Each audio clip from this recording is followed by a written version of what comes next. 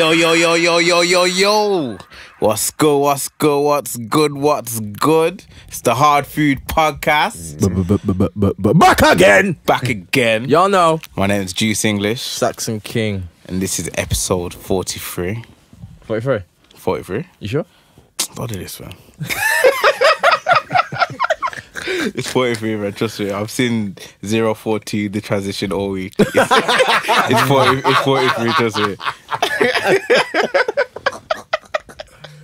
We got a special guest in the building. Yo, yeah. Goes by the name of Aurie Styla. Yeah, man. Big comedian. Well gone. I'm good, G. We Sam. Yeah, man. What's good? I'm good, man. You right as well? I'm blessed. Okay. I'm alright. So I'm packing up. So this 30p energy drink. Did it actually work? It's working. You do something on all that. I'm having this tango, bruv. Just TT, kind of yeah. Juice. Yo, look out for Juice having like heart palpitations. That's it, man.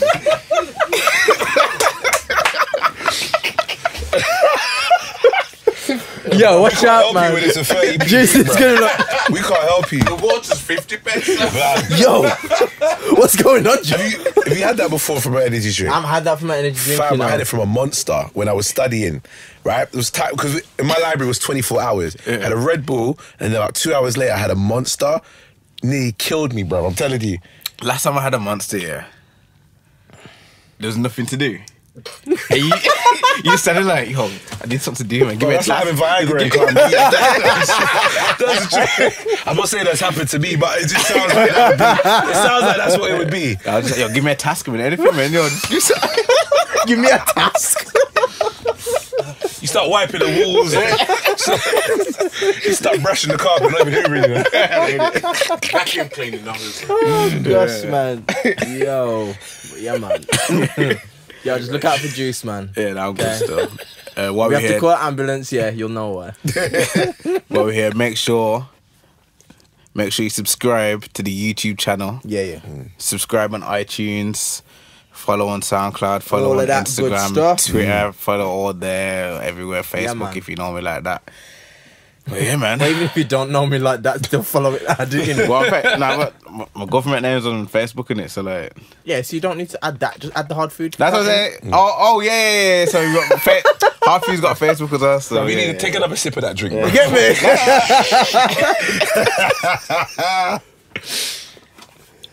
Yo. yeah, man. Oh, man. How's everyone's week been, man? How you week been? It's been all right for me. Tiring. Real tiring. It's been working, gigging, and up and down the country. But it's been good. I can't complain, man. Yeah. Rather be busy than not busy. You know what I mean? Yeah. After last week, talk about sleep, and I've been getting, as I said earlier, I'm getting these 8 hours sleep now. I feel refreshed. I mean, I feel. Oh yes. Sorry, one of my brethren actually locked off the podcast. When we basically last week we was like, oh yeah, if you need to get a full 8 hours of sleep, go to bed early and that. And he was like, oh yeah, you know what? Locked it off and went to sleep. We turned it off. Yeah, man. I felt good, man. I needed it, and to be fair, I know that I'm gonna get back in my prep soon, like proper. So we're back down to the 6 hours every night. But this little time of having 8 hours sleep helps, man. It helps. Little refresh. It's fair enough. Needed. Very needed. How about your week? Yeah, week's been. I said on Monday it was gonna be a hectic week. On Monday I was like, yeah, yo, it's gonna be a hectic week still. Today I'm just like, why? It's been a hectic week, man. Yo, it's just been non-stop still. But So I keep looking at his can. Hey, the sugar tax has killed everything. I'm how's sorry. that taste? It's not good. You see that? I'm just, but I do not notice. I keep going. What? 60% sugar. Where's my 29? No, bro, it don't taste like tag. I'm sorry to interrupt you, but yo, yeah, carry on. Nah. I'm glad to just not talk I about the didn't week. notice it, because I don't drink. You don't drink Yeah, and stuff. yeah, Yeah, yeah. Too tough, Ooh.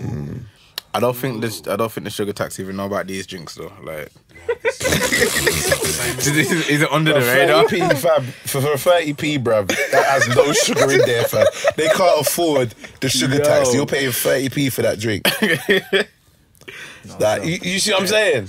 It don't take, like, hold tight Coca-Cola, because they said, you know what, we're still giving people diabetes so they can enjoy their drink. No, honestly, they stuck by their guns. They stuck by, like, rate them, right? We're still going to give people high blood pressure and all sorts, but they're going to enjoy it on the way. And that's what I rate for them. I respect that. I can respect that. It sounds wrong, but it's true. It's true, They, though. they just put the price up and people. Smaller cans. Yeah. They got smaller cans. I ain't Oh, noticed bro, smaller cans. listen, yeah, the cans, 70p, and they give you a can the size of a toothpaste tube. No, for real, they're shagging us, but hey, it still tastes good. Yo, Coke's too fizzy, man. I don't even. I haven't had one for ages. What about when you're mixing your Cavassier and Hennessy with the? you don't mix. You just drink it straight or you don't drink? You know what? Which one? That's straight. You drink it straight. It's like when it comes to alcohol, I only drink water. To be fair, on a daily basis. Before a show, as I've said before, I drink a dry white wine and gin. The gin is just nasty, but it's what I got to do before the show. But by that, I don't even drink nothing. I only drink water. I'm just used to it now. Yeah. Sometimes I drink, like, if I have something like, I don't know, a lilt. Lilt's not too bad, but you know these, like a tango or something so. It's like it's burning my throat. Swear. Serious, like it's burning my throat. Swear. Because my body's not used. I'm just not used. Yeah, because it's carbonated, and I'm just not used to it. Not because I drink water all the time. What's your diet like before you get into Shake. show mode? Yeah. It used to be bad, but because I know that if I eat too bad, I have to, like, it's like a race against time. I kind of just rein it in. So I just know I'm just. To be honest, you know what? This is what people don't get. If we ate like old time Jamaican food or wherever you're from, African food, whatever, yeah, you'll stay in shape. That's not what I got told. Yeah, same. No. So I never. Because the thing is now, yeah, more time, our food is a carb sauce, rice or potatoes. Yeah. Chicken, some protein sauce, chicken, I don't know, fish, beef, lamb, Cow foot. cow foot, Yeah. and veg. Yeah. Could be whatever. Nah, but Don't- the rice is cooking the coconut cream, which Nah, is but hella the thing fat. is, but the thing is, it's like all you got to do is make sure you don't have loads. It's just portion sizes, you know. That's all it is. You see how some days you used to go to your grandparents and they make your food now, and you have this small mountain of rice. yeah. You know them ones. That's because they're trying to spare out the chicken because the rice is. Yeah. You make it and then put loads of gravy and say it's Yeah, pure gravy. yeah. You taste the chicken in the Chicken gravy. in the gravy, That's a full meal. Yeah. It's just pure carb. Yes. Yeah. I get it, bro. Them ones, yeah. Chicken It's like, flavour yo, just take it back, man. Bare little onion lumps in there. Yeah. Yeah. That's chicken skin. That's onion, bro. Oh. But it's true though. Nah, I'll be honest. When I see you and I see friends of mine who also bodybuild and compete and so on, and I see their diet, like, especially just before when they got like rice cakes they got to eat and they're chewing water because, you know, that's to fill their belly. Chewing, like literally watering them out. like it's a meal. No, but I look at it and I say, is it worth it? Chewing water, I got the toothpick, you know. What's that? Get stuck in your teeth. But I look at all of that and I'm like, obviously you're in great shape. I'm like, is it, bro, I wouldn't You know what it mind. is? You know what it is? These times, yeah, what you're saying is funny because I'm laughing, yeah, because it's true. But like, no, because you have to weigh up yourself, Because innit? more time, yeah, you're hungry, like, yeah, I'm hungry, you know. Oh, maybe drop some water still. Drink some more water. But you're hungry. Like, But go on. it's like, once you understand food, really, and you know how as soon as you understand food, you know how your body works, you're blessed. And it's like yesterday I went to the ice cream farm, I had 3 scoop ice cream in it. Yeah. But I know that the meals after it, I have to like take back the carbs, cut it back. It's just like, alright, cool, just don't go crazy on it, and that's it. It's good that you can do that because there's some people that go, ice cream can't touch it, donut can't touch it, that burger can't touch it. No, sir. If I'm That would drive me mad. if I'm like 3 or 4, 5 weeks out from a show, then fair enough. Okay. But if I got a whole up of time, I know what to do because I know what to work with and I know what to manipulate, and that's all it is. It's just being sensible and knowing how your body works and realizing, you're one person. I got 3 kids, so I can't be like, nah, I ain't doing that. I ain't going to no ice cream farm. Rah, rah, rah. Nah, bun that, man. That's just some foolishness. Why am I gonna stop my kids from enjoying the day so I can sit there and eat ice cream with them? That's what idiot business. That's why I'm just like, some people take it too far. I'm like, you're not gonna win anyway. To be honest, Fair enough. you know what I mean? If you're good, you're good. If you're not, you're not. Ice cream farms are right though, innit? Yeah. Yeah. What flavour did you get?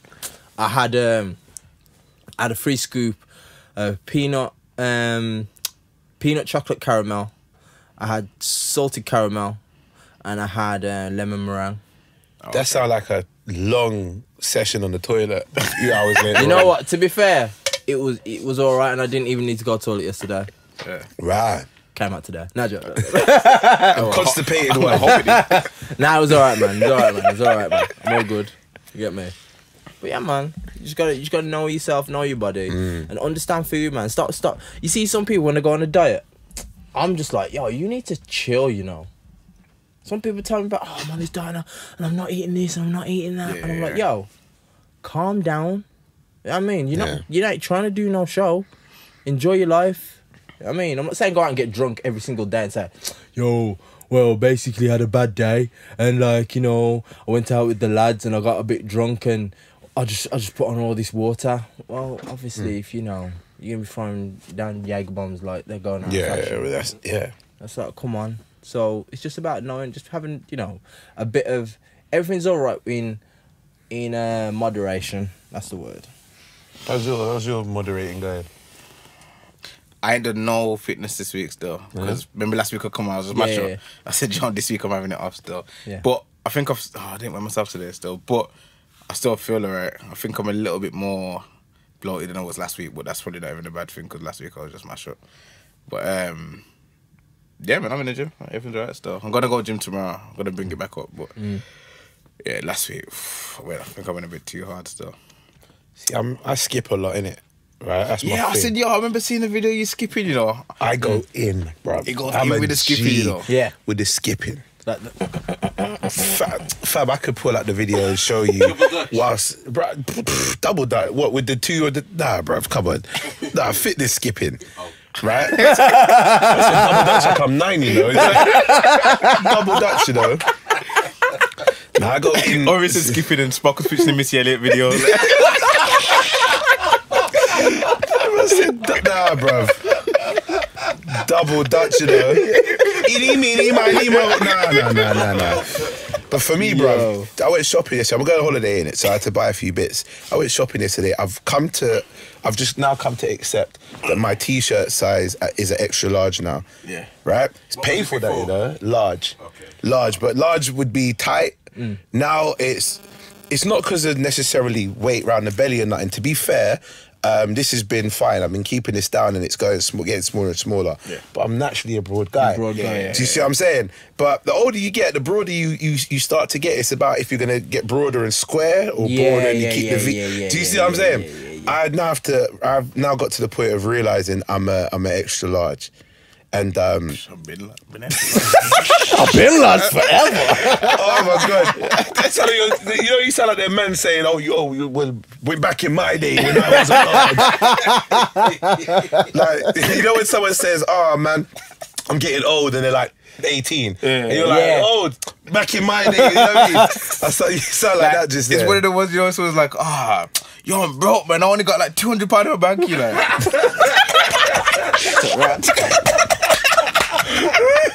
It's like, right, £200. Okay. I can't deal. That was funny. It's like, that's broke, so.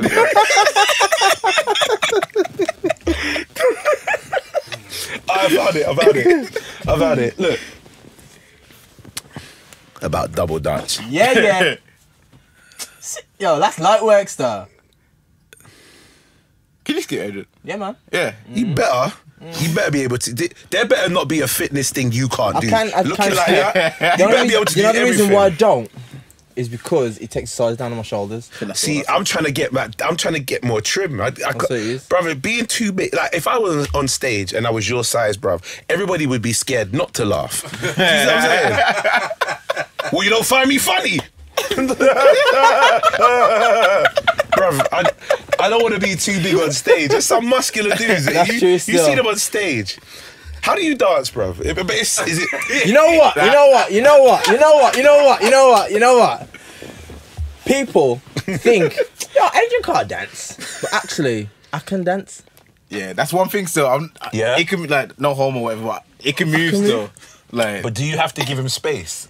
Nah, you have to. Nah, you know what? I To feel be like fair, I knock out a couple men. you know what it is. Like if I was out, I'll just hold my corner, and because I'm big anyway, Yeah. people don't get close because they're kind of scared already. Like, look, mine out of the way of security. It's like, man. yo, Leave him to my do his man's job. big, you get me, so I don't want no drama. So I'll give you a little That must space. be nice, you know, when you So- walk in somewhere knowing you're safe because people are scared of you. Yeah, people just don't bother you. Wow. But at the same time, See people try to test you?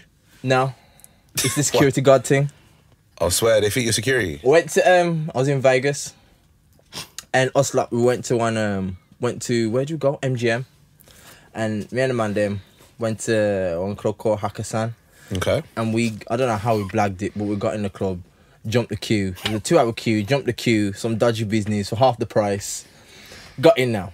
So all of us went smart. Everyone's like, yo, we need to dress up smart, look the part, look good. Went in there now. Bow tie, everything. Black tux. You know what I mean? Looking fresh. Walk in there, this has happened to me before. So, do you know where the toilets are? And I'm like, I don't work here, you know, love. Sorry. You might have to ask that person down there. I was like, cool.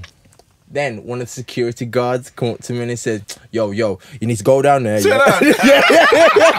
He said, you need to go down there. Do they like a band as Yeah. well? But you I didn't have one. So you just thought He you were just just... thought I was. He said, you need to go Swear. over there, swap with that guy here. I was like, yo, bro, I don't work here. You had to get in He's like, shifts. for what? I was like, yeah, I don't work here. I was like, you should. You should. I was like, nah, I don't, you know. It'd be nice if people thought we were security every now and then, innit? I've been for I was secure. Swear down, so it's just me. Okay. Try and get that group in there. But I guess it's just me.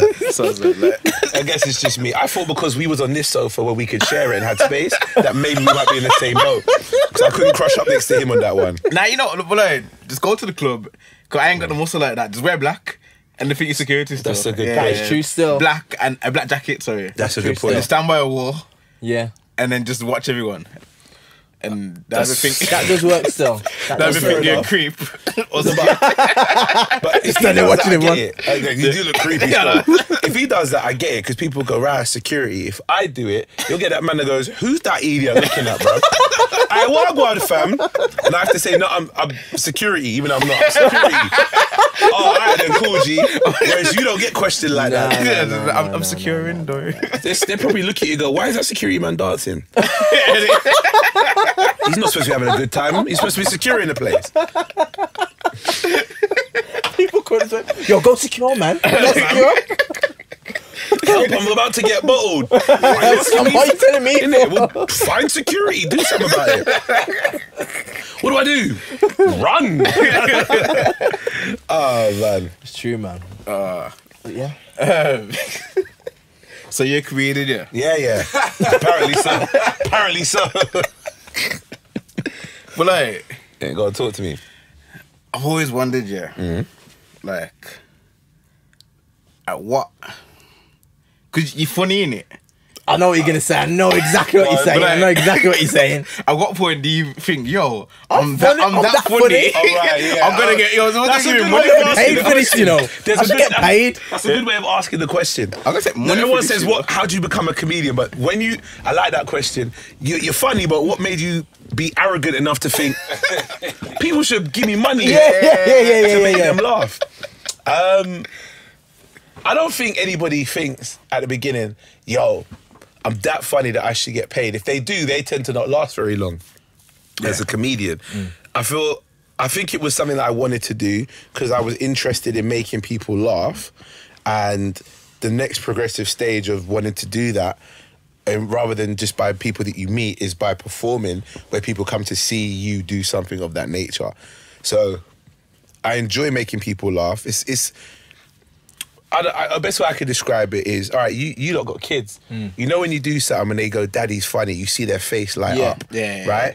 That's the kind of feeling that I get when I'm around a group of people and you make them laugh and everyone's like, yeah, you lift them up a bit. I think that's why. I think when I was younger, that's why. Now it's a little different. I enjoy making people laugh, but I try not to go in the room and do it. Some people, you can always tell a comedian who's been working a long time because they don't want to walk in the room and be seen as a comedian. It's the one that walks in the room and goes, "Hey guys, let me be the funniest one here." That hasn't been doing comedy for a long enough time. I hear that. But at the beginning, I think it was that. I just enjoy making people laugh.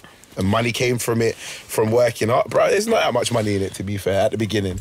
At the You're going on holiday, aren't you? I'm going on holiday, yeah, but that's at the beginning. We're way down the line now. Way down the line now. At the beginning, bro, if you're serious about it, you're doing shows up and down the country for less than travel money to get there. So you have to work your 9 to 5, whatever job you're doing. So if you believe at the beginning, I could do this and get money, you're not looking at the game properly. You need to really love comedy and love what you can do on stage to make people see humour, make people lift up their spirit for a day. You have to want to do it like that. Does that make sense? Yeah. Whether I thought I was funny, I guess trial and error. You go on stage, they'll let you know. They will let you know. But how are they going to be nice if they paid their money? Do you hate it? Yeah. I've always thought this. This is one thing I've always thought. Can I take a guess? Go on.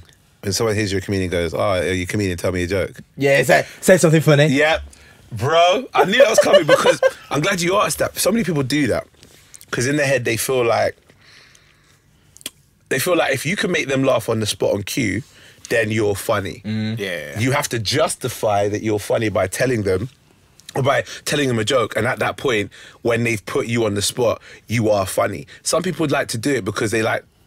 You see how when you asked me about what made me feel like I was funny enough to go and get paid for it, in their head they feel that there is an arrogance that comedians have when they go on stage to tell jokes, and they kind of want to shut that down. They put out the whole "go on, make me laugh," knowing that at this point it's not going to happen. It's not the right time, and no matter what I do, you are trying to show me up. So they like doing that to shut you down. So I mean, I give the same response every single time. When someone says, "Oh, you're a comedian, tell me a joke," I say, "I'm not working right now." If I was a boxer, you wouldn't say "punch me in the face," would you? Do you see what I'm saying? That's how I... that should make them laugh, though, innit? So it makes some of them laugh, but the thing is, I'm being serious when I'm saying this, you know? I'm being serious, right? You wouldn't go out to a dustbin, man, and say, "Hey, you wouldn't do that." You see what I'm saying? You wouldn't do that. So why must I prove myself now? Right? And that's my serious answer every time. Pick this up.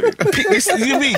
Could you imagine? No matter what you do, like, think of all the jobs that people could do, and no one ever asks anyone to prove that. But me. It's true. Yeah, go on.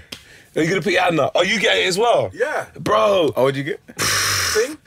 Oh, Yeah? Are you a singer? Sing a song? No. No. What is, no. I get it all the time, you know. When people say, "Oh, you better." Yeah. It's just like, do a pose then. Does it go like this? And I stare at them like this. Do you see what I'm saying? No, just do one pose. And I'm like, I never do that. Whatever this is that you're doing, I never do that. I offended one of my family members a couple years ago, bro. And I've written this into my material recently because I never thought I should say it, but I don't care now. I'm gonna say it. Basically, she's. All right, family, aunties and uncles and whoever, they tend to be the worst ones when it comes to tell us a joke or whatever. The ones you don't see that often, maybe at a family function once every month or two whatsoever. They're the worst because in their head, you are your job. You're not their nephew or niece or cousin or whatever. You are your job. So Like, you know, when, like, you can imagine, picture your family right now. When you go somewhere, you especially, like your auntie might see her friend and say, oh, this is my nephew, he's a bodybuilder. They introduce you that way, right? Rather than just saying, this is my nephew, they go, oh, and what he does, because they kind of want to boast you a little. They do that with me. So my auntie, and I did this in front of everybody, and I feel bad, but I don't at the same time. She said, she does this all the time, and it just pissed me off this time. Aurie, what's going on? Hey, you're right. Oh, Mr. Comedian, tell us a joke. And normally I say, no, I don't want to do it. But I was a lot more rowdy this time. I don't know what annoyed me. She goes, tell us a joke. What came out of my mouth, I should have held. Tell us a joke. I said, you're married. I knew he was going to say that, you know. I knew he was going to say that, you know. I just said, you're married.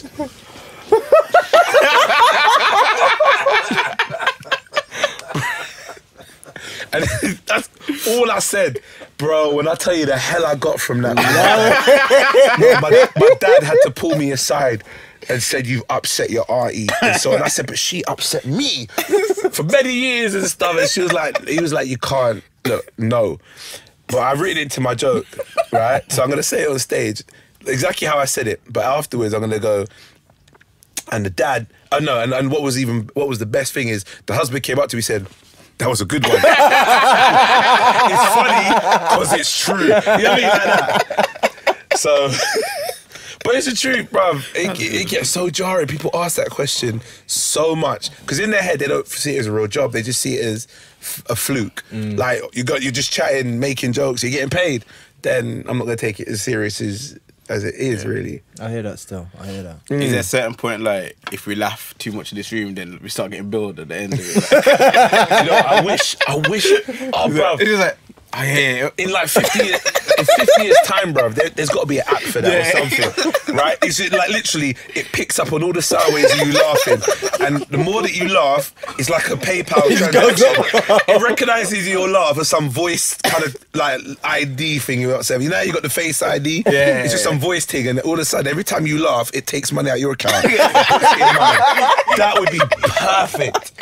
Hey, I'm gonna copyright that. That is honestly, that is a wicked idea. Believe me, if that I'm frugal, bruv. Believe me, if you could be making me laugh, if I know I'm having to pay you, the whole time you tell me something which is funny, I'm like, that's true, done. I'm not laughing, I can't do it, I wouldn't do it. That's true, done. Because I'm not paying you money. If that app was ever real, that'd be a sick idea though, wouldn't it? Yo. That'd be a sick idea. That would be a serious idea. Imagine you laughing now, yeah, and they're like, your fam, you broke, you know, you shouldn't be like, you shouldn't be going. Can you afford that grin? Can you afford that smile? Can you afford that now? Everyone else is in the room laughing, and then when you look at your boy who's laughing, you say, fam, I ain't spotting you for that giggle. Don't ask me for no money because she was there LOLing, bro.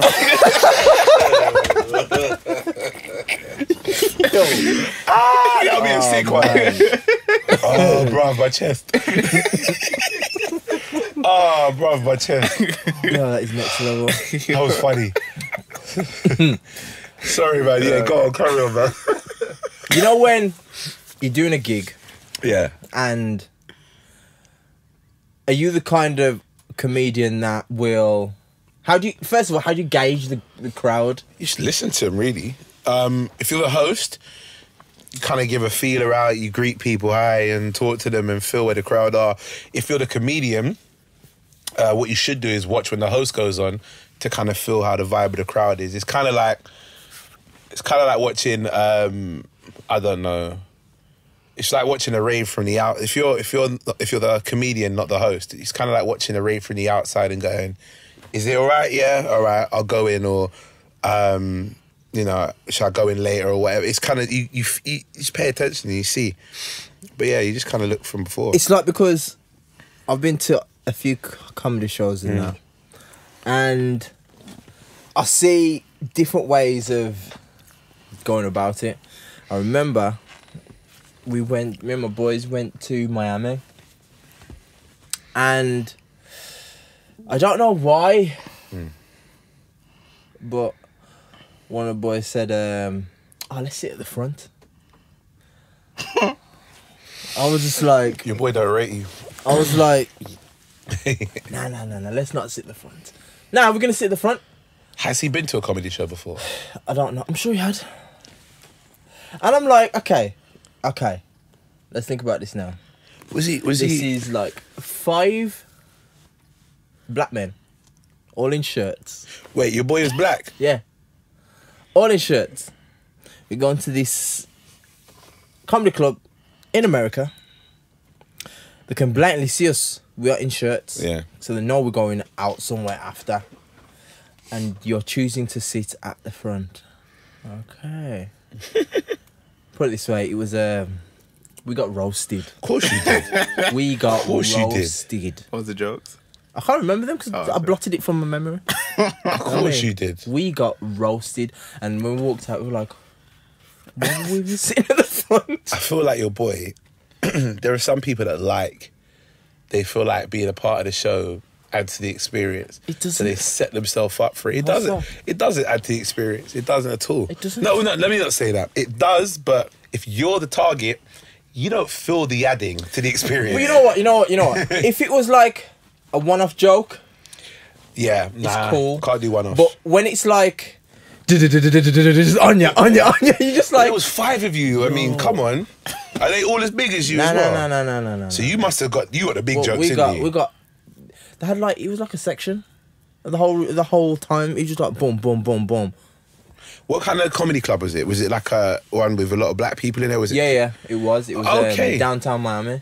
Oh, yeah. So, yeah. It was, you know. I was gonna say if it was like a white comedy club, then you lot would have stood out in those shirts, being black guys. But No, it's the fact that they walked in and said, "Oh, something." The usual ones. Oh, look, they look like a boy band.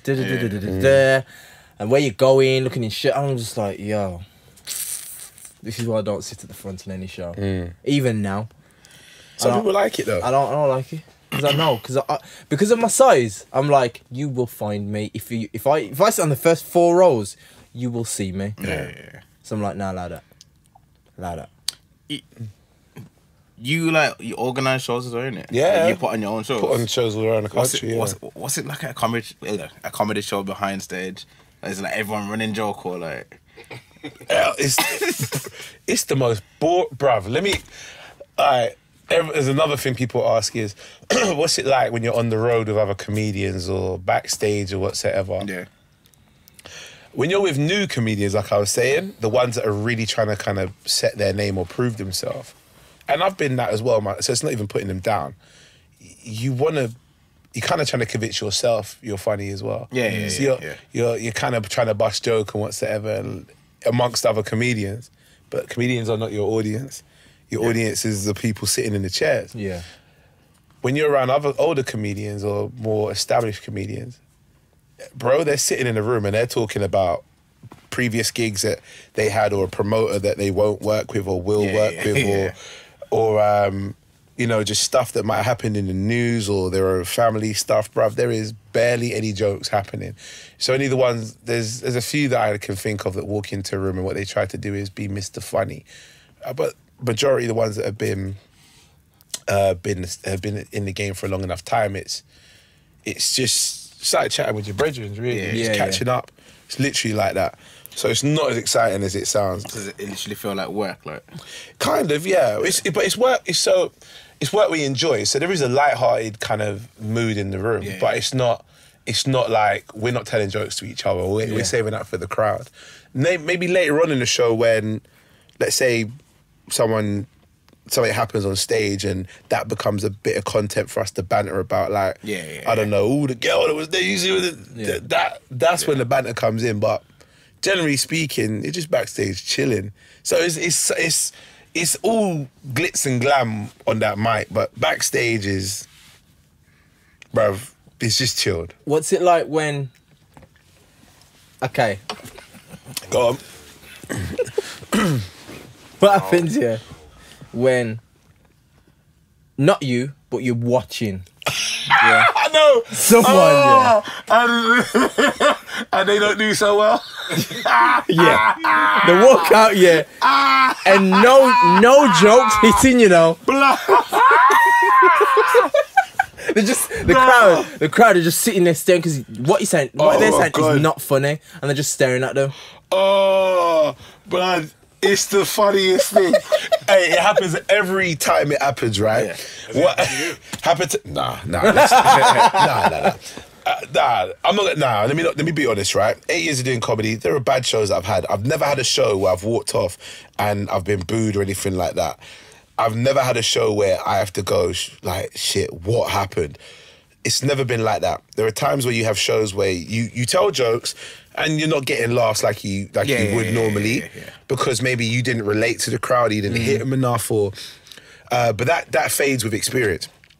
But what you're talking about is the guy or girl that goes on stage and the crowd are looking at each other going, what? It's when you're up there, and the thing is, you see it from the side. It's painful. You see it from the side, right? Is that they the comedian will try to hit a joke and then stop to wait if it sinks in. And like, all right. And then she said, "Come in." It's that bit, that pause, and it's like he thinks there's a delay on the mic to the speakers. Like someone's gonna laugh, and they don't, right? But then what you see is a crowd go, bruv, it is the and then when they come off the stage, this is the bar, right? When they come off the stage, they'll never, it's hard. They'll ask you, like, they know how they did. Bruv, they had a front row seat at their own show. But they'll ask you, hey, how was that? Yo, do you know how hard it is to give the truthful answer? Hey, yo, Aurie, how was that? I mean, blood. And sometimes, like, I'll be honest, I've lied before. Blood, the crowd, man, they're just, bruv, the crowd, and because it's hot in it, because the aircon ain't on, so you know what I mean, and it's, you went on early, so people are still coming in. You know what's mad though? When you see it, it's like, like you said, the comedian be like, and then she came in, and then it's like that look around. Yeah, but then you get the look around and always go, okay, yeah, and then yeah. Okay, there's one that some people do that, and he came in. Yeah, it's mad. It's mad. Yo, it's mad. Yeah, man, it's mad still. Don't know. So, like that little kind of like somebody's got to make noise. So it has to be. Can't be silent. Don't know. So yeah, bruv.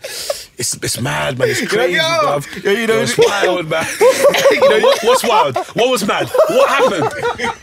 Yeah, it's crazy, blood. It's all long, fam. What was long? What happened?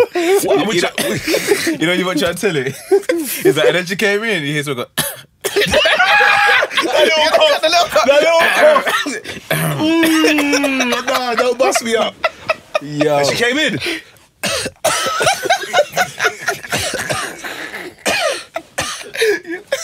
Bro, when they come up to you and say, how did I do?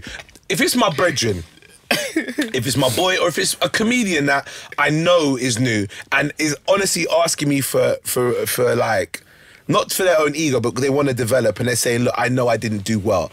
Like, what could I have done better? I'll be honest, because there are some that they will ask you because they think that you are, in their eyes, you're 8 years deep, so you're a veteran. I'm nowhere near a veteran, but at least I have 8 more years of experience to at least bestow, right? I will say, truthfully, look, bro, you went on stage and you started cussing black women, they're not going to be on your side. You went on stage and you thought that being racist was going to be hilarious. It didn't work. Bro, you went on stage trying to, I don't know, be really Caribbean or Jamaican or whatever, and you're from Essex. Like, no one believes you. Like, there's little things like that might happen, and so on. The reason I'd use those examples, because those are stuff I've said before, at a black show, and there is a big difference when it comes to audience. At a typically black show, bro, our people, we're very honest about how we feel when someone's on stage. When I like, And the reason is we paid money for the ticket to come in. Yeah. So we wanted a show. Yeah. We want to make people. We want you to look. You said you're a comedian. I'm paying for that service, and I haven't received that service. Like we'll call out a refund, you know. No, for real. I was at Glee Club just today, right? It's a proper kind of British comedy club. They run like 5 nights a week. Comedians from all over the country, right? Predominantly white crowd. But it's quite mixed now, actually. But it's mainly started off as British white crowd. They know that when there's a comedy show on, there's going to be some comedians they're not going to like. There's going to be some comedians that they are. And they'll tell you, but they're very honest about it afterwards. Like, they'll come out to you after if you didn't do well, and they say, no, keep going because, you know, it wasn't good, but, you got something and keep going. Well done. They'll congratulate you. What we do after a show is, let's say me and you comedians, you want to congratulate us. Let's say I did terrible, but he did good. You'll walk past like you never saw me and say, "Aye, well done, my G. You were sick, bruv." Right? And you look at me up and down and then just carry on walking. Because you don't know what to say. Bruv, I've seen it. At the beginning, I felt it, bruv. When someone's walked up to me and said, "Oh, you were sick, bruv. You were my favourite. You were better than any of the acts there." And I'm standing there, bruv. Right? And they'll look at me and say, yeah, man. You was on stage as well, innit? Yeah. You did all right still. You did all right still. You know, next time, bruv, man. At the black shows, you must get hecklers, though, innit? Actually, no, it's more the white shows. Yeah. You get the hecklers at the white shows. They drink, they're in hen parties and stag do's. Yes. And they actually enjoy getting embarrassed a lot more, right? Okay. You'll get, and I'm not someone who likes to profile by race, but if I was to do so by experience of what I've seen at shows, you'll get predominantly British audience that don't mind the shame. They don't mind a bit of embarrassment. Whereas, imagine you come out with your missus, bruv. You look at. You come out with your wife, your missus, whatever. You come out there and you really think she wants you running her mouth when you're sitting next to her. Yeah. Bruv, she ain't trying to be out there getting embarrassed. Right? We're here to watch the show. We ain't here to be a part of the show. That's how it is. When you get like a Junglers, for example, when they was running, bro, they used to have stag and hens all the time. And the stag do, bruv, we're talking about these men that will come dressed up in pants with do you know what I mean, and underwear on their head and sit in the audience. Blood, they want the piss to be taken out of them. And their friend will set them up for, hey, take the piss. It's his stag do. He's a bastard.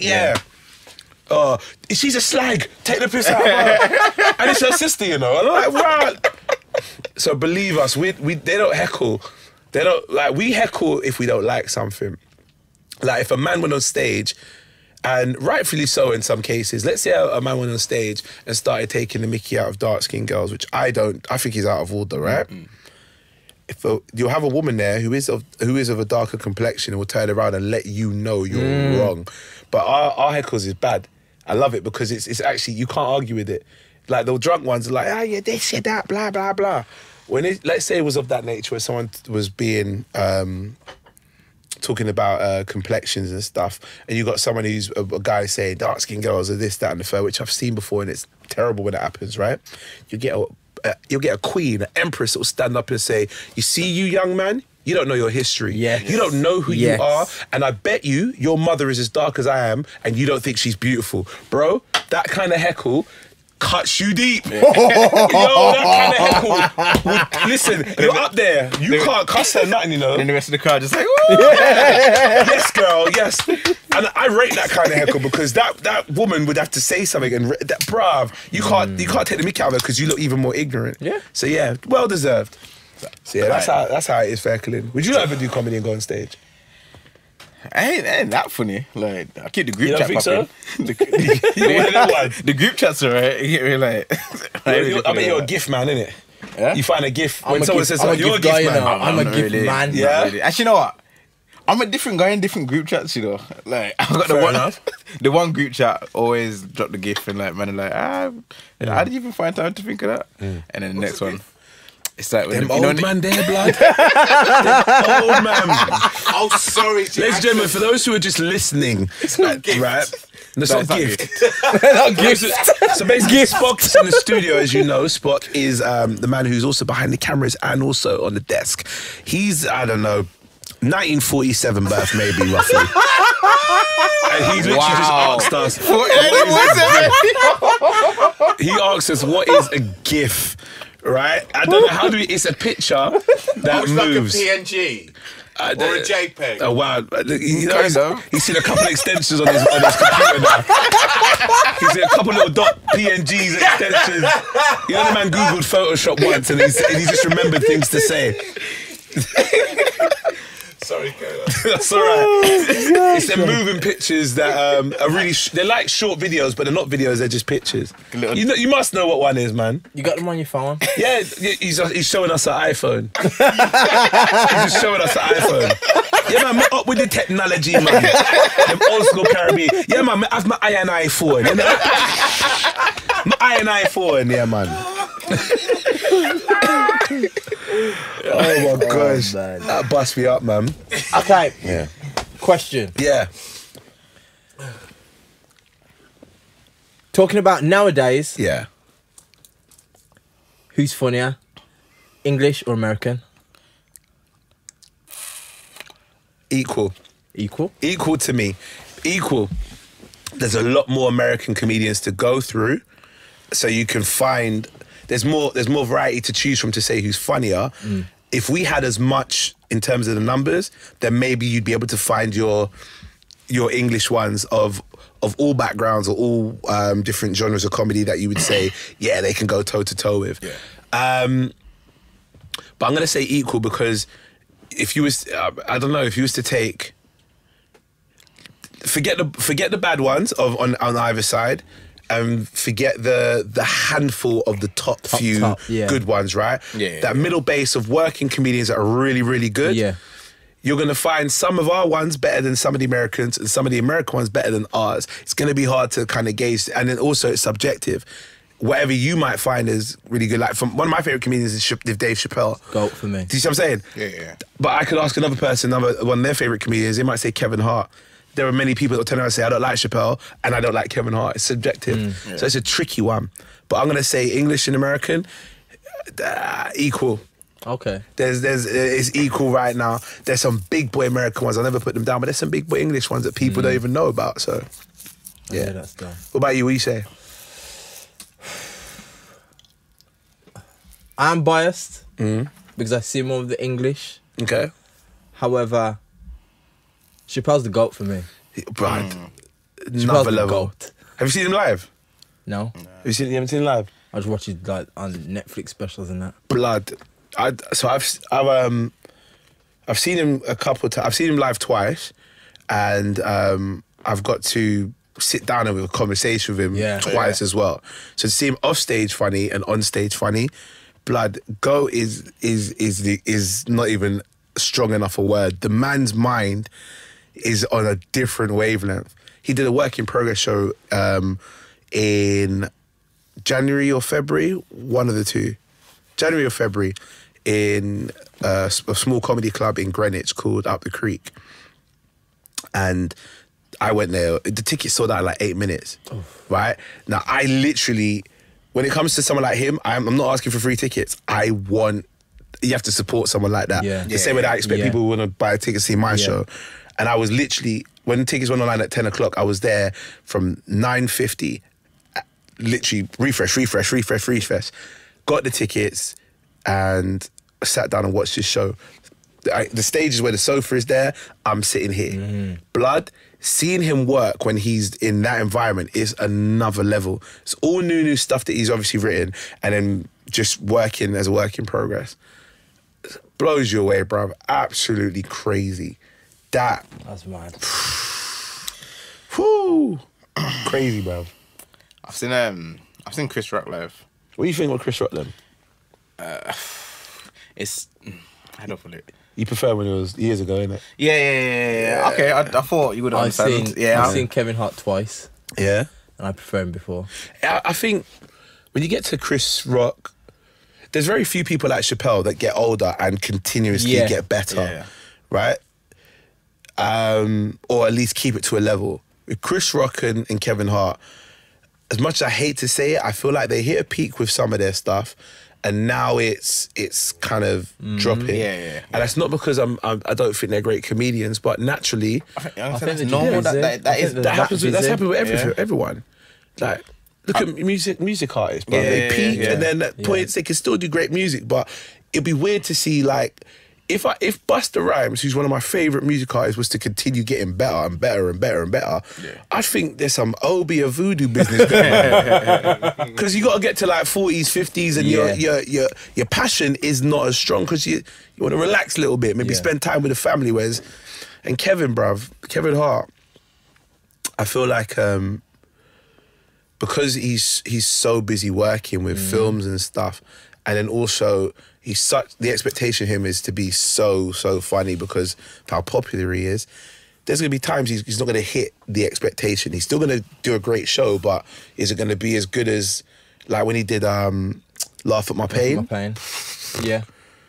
Bruv, Laugh at My Pain. I mean, there's cultural references in that we live by now, bruv. Yes. All right. You're going to learn a day and stuff like that. And even the memes that came out of Laugh at My Pain and stuff, bruv. There's so many cultural references. That was set pace. That was a good one. That was. I did like that one, but for me, Let Me Explain was the one after. That one had me. I think it had me busting up. Serious? I know the consensus is. I think the Laugh at My Pain was funnier. Yeah. Laugh at My I Pain. know the that one. consensus, but Just Let Me because- Explain just had me like. Was that the one with the uncle? That was Laugh at My Pain, wasn't he? I think that's my Yeah, favorite. Yeah. Even that. No, wait, the uncle with the crackhead dad. Because that was all right. Oh, you're thinking the uncle Wait, got out of jail. What did? Yeah, that one. I think that was one before. Was that one before? Yeah, I think that might have been before that. I think that's the one before. Might have been before, yeah. Yeah. And it was like, sit with your chest. Yeah. But Let Me Explain was a nigga. Yeah, I know what you're saying. Yeah, no, I get it. I think his early material, I look at him and I think he was like, at that time, he was really, really good. Don't get me wrong. Even when Dave was away, because the content that Dave had put in already, for me, no one's touching him. Yeah. Even the skits on the Chappelle show. But, I'm just like, nah, and the thing is, you know what the joke is here? That people were saying, oh, Kevin Hart's funny. I'm like, yeah, Kevin is funny. Don't get me wrong. I went to a show. It was hilarious. I laughed. The second time I didn't laugh as much. But even the first show, I said, yo, he's funny. But it's still not as funny as Dave. Dave is another level. Dave, You know what it is? a See, with different Dave, level. I feel like with Dave, he's got this pacing that no one else. I've never seen it. Yeah. Dave is literally like it's just slow. slow? Boom, here's a joke. Oh my god, where did that come from? Kind of thing. Like a lot of the time you see comedians, it's fast paced, especially Kevin Hart. Yeah. It's all fast paced. Hey, I'm gonna, you know what I mean? That's stuff. I feel like.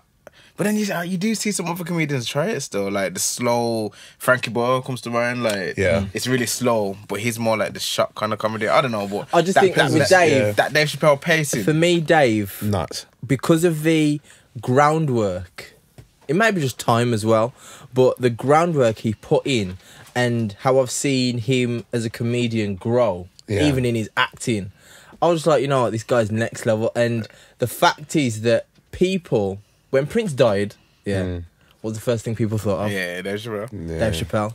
When Rick James died. True. When Rick James died, what was the first Chappelle. thing? When Charlie Dave Murphy Chappelle. died, they Charlie remember Murphy. him for when he did the Exactly. Chappelle show. And Even that, R. Kelly. Drip, drip, drip.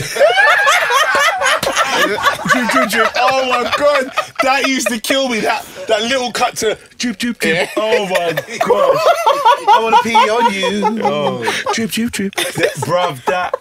Oh my god, I forgot about that till you said it just now. Oh, yeah, that's funny. Even the one that always hard. It's not even the funniest thing, but with Go on. Tupac. Oh, blood. Oh. She got a pudding stain on her dress. What the fuck is that? It might be doo-doo. Oh my god, that bit. He's in the club, innit? And he's hearing Tupac. Oh my god, Stop hitting the table. Stop hitting the table. bro. I need to watch these. Nah, You're man. hitting me with someone. Nah. Do you know what for me it was? Do you know what for me? Right. Book nasty. What can I say about that suit? that hasn't already been said about Afghanistan is bombed out and depleted. And he just went through every single one of them. What was the pimp's name again he played? I can't remember, but that pimp. He killed it, man. Bruv, and it had him, it had, it's gonna sound so bad. Who passed away as well. Patrice O'Neill was in that, and Charlie Murphy, both of them passed actually. Wow. Yeah. But they were in that. Oh, bruv, that pimp and Ice-T as the leader of that pimp. Oh, bruv, that one was the one for me. That and Black White Supremacists. Yeah. That set so much pace. That said so much pace. Yeah. Lil Jon was even. Yeah. See, What? What? What? So you're telling me for book economy I could.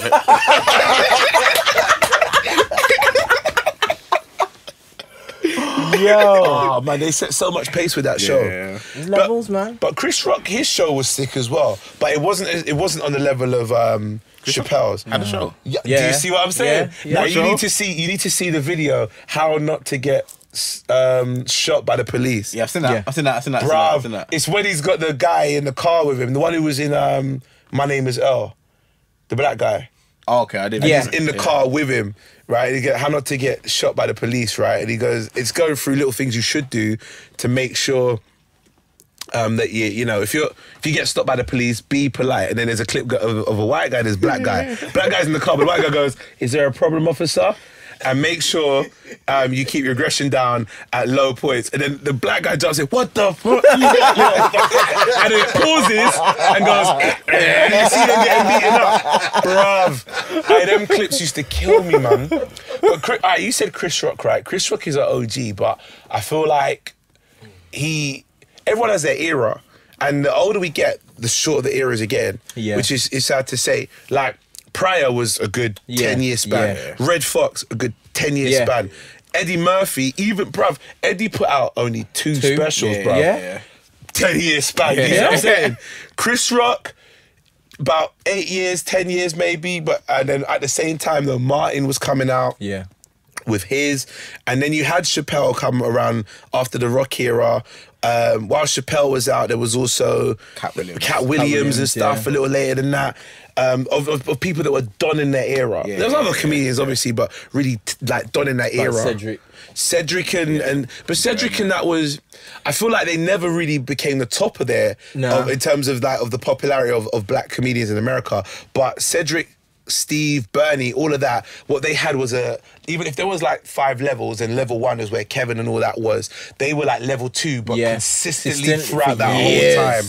And that's a steady pace to be, bro. If you can sit there and not be the guy that everyone's going, all right, smash it now until we're tired of you. If you're at level 2 where everyone goes, you're always gonna be funny, always great, and you're working and you're still popular, that's a steady place to be, because their comedy years, that's like 30 years they span, you know? Yeah. Bro, 30 odd years. I mean, Bernie would have been like, he died at 50. It's 10 years ago. Yeah. Right, 10 years? 10 or 8, it's 8 to 10 years. It's when year after Transformers, the one he was in came out, that was 2008. So Bernie, I think, died 2009. So nearly 10 years, bruv. And that span was like, is it 2009? 2009. 2008? Yeah. Okay, so that's 10 years, bruv. That's mad. He passed, he'd be 60 now. You still remember his jokes, man? Blood, his joke. I scare you, motherfucker. Black from a bitch. Where you going? To get some milk and cookies. How you gonna tell me you gonna get some milk and cookies? If you don't take your black ass upstairs, stop asking me for some goddamn milk and cookies. Bruv, he was a done. So who do you consider your inspirations in? I don't. Comedy as a whole, I can't say there's an individual person that I'm inspired by.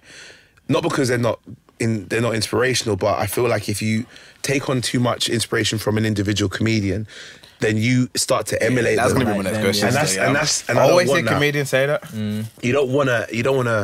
It's one of those with music. You kind of can see, like, it's weird. People will hear a music artist, and like, let's say a singer, and you'll hear a singer, and someone will go, she's one of my inspirations, or he's one of my inspirations.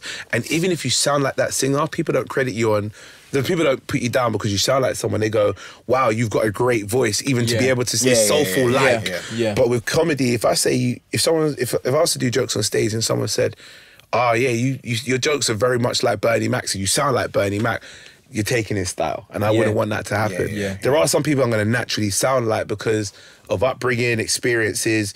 The content might be similar because of, again, those experiences. If you worked in the office and I've worked in the office, we're talking about experiences, there'll be some similar stuff there.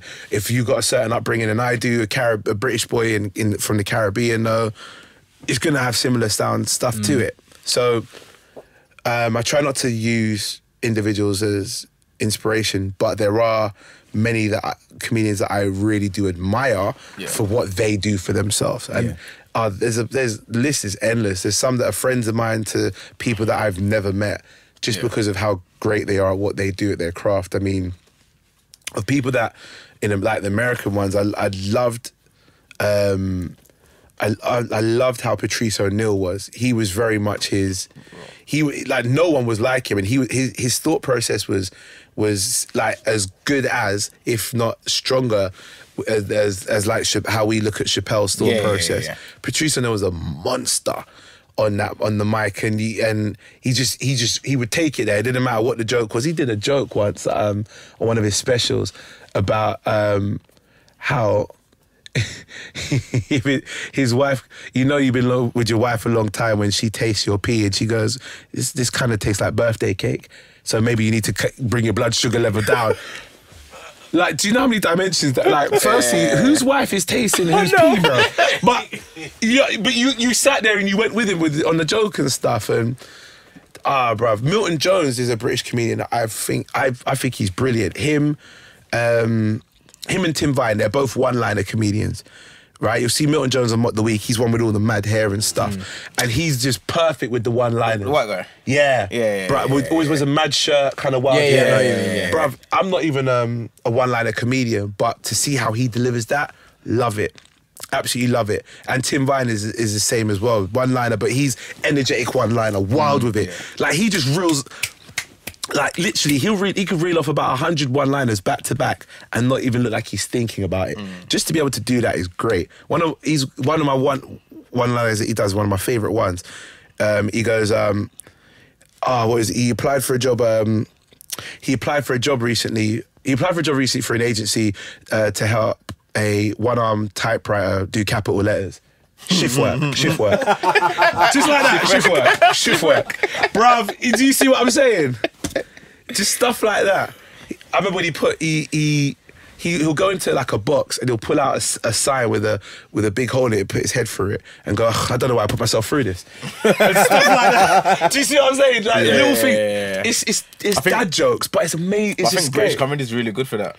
Oh, it's great for that. They love that. British comedy, with a lot of British comedians like that, don't do relative stuff. They do jokes that you've written and you deliver, which is why McIntyre did so well, because he was this comedian who talk about family, talk about life, and people were like, wow, somebody who's actually talking about stuff which you can relate to. And that's why for McIntyre, people go, oh, we love him because he's so relatable. How do you feel about Lee Evans?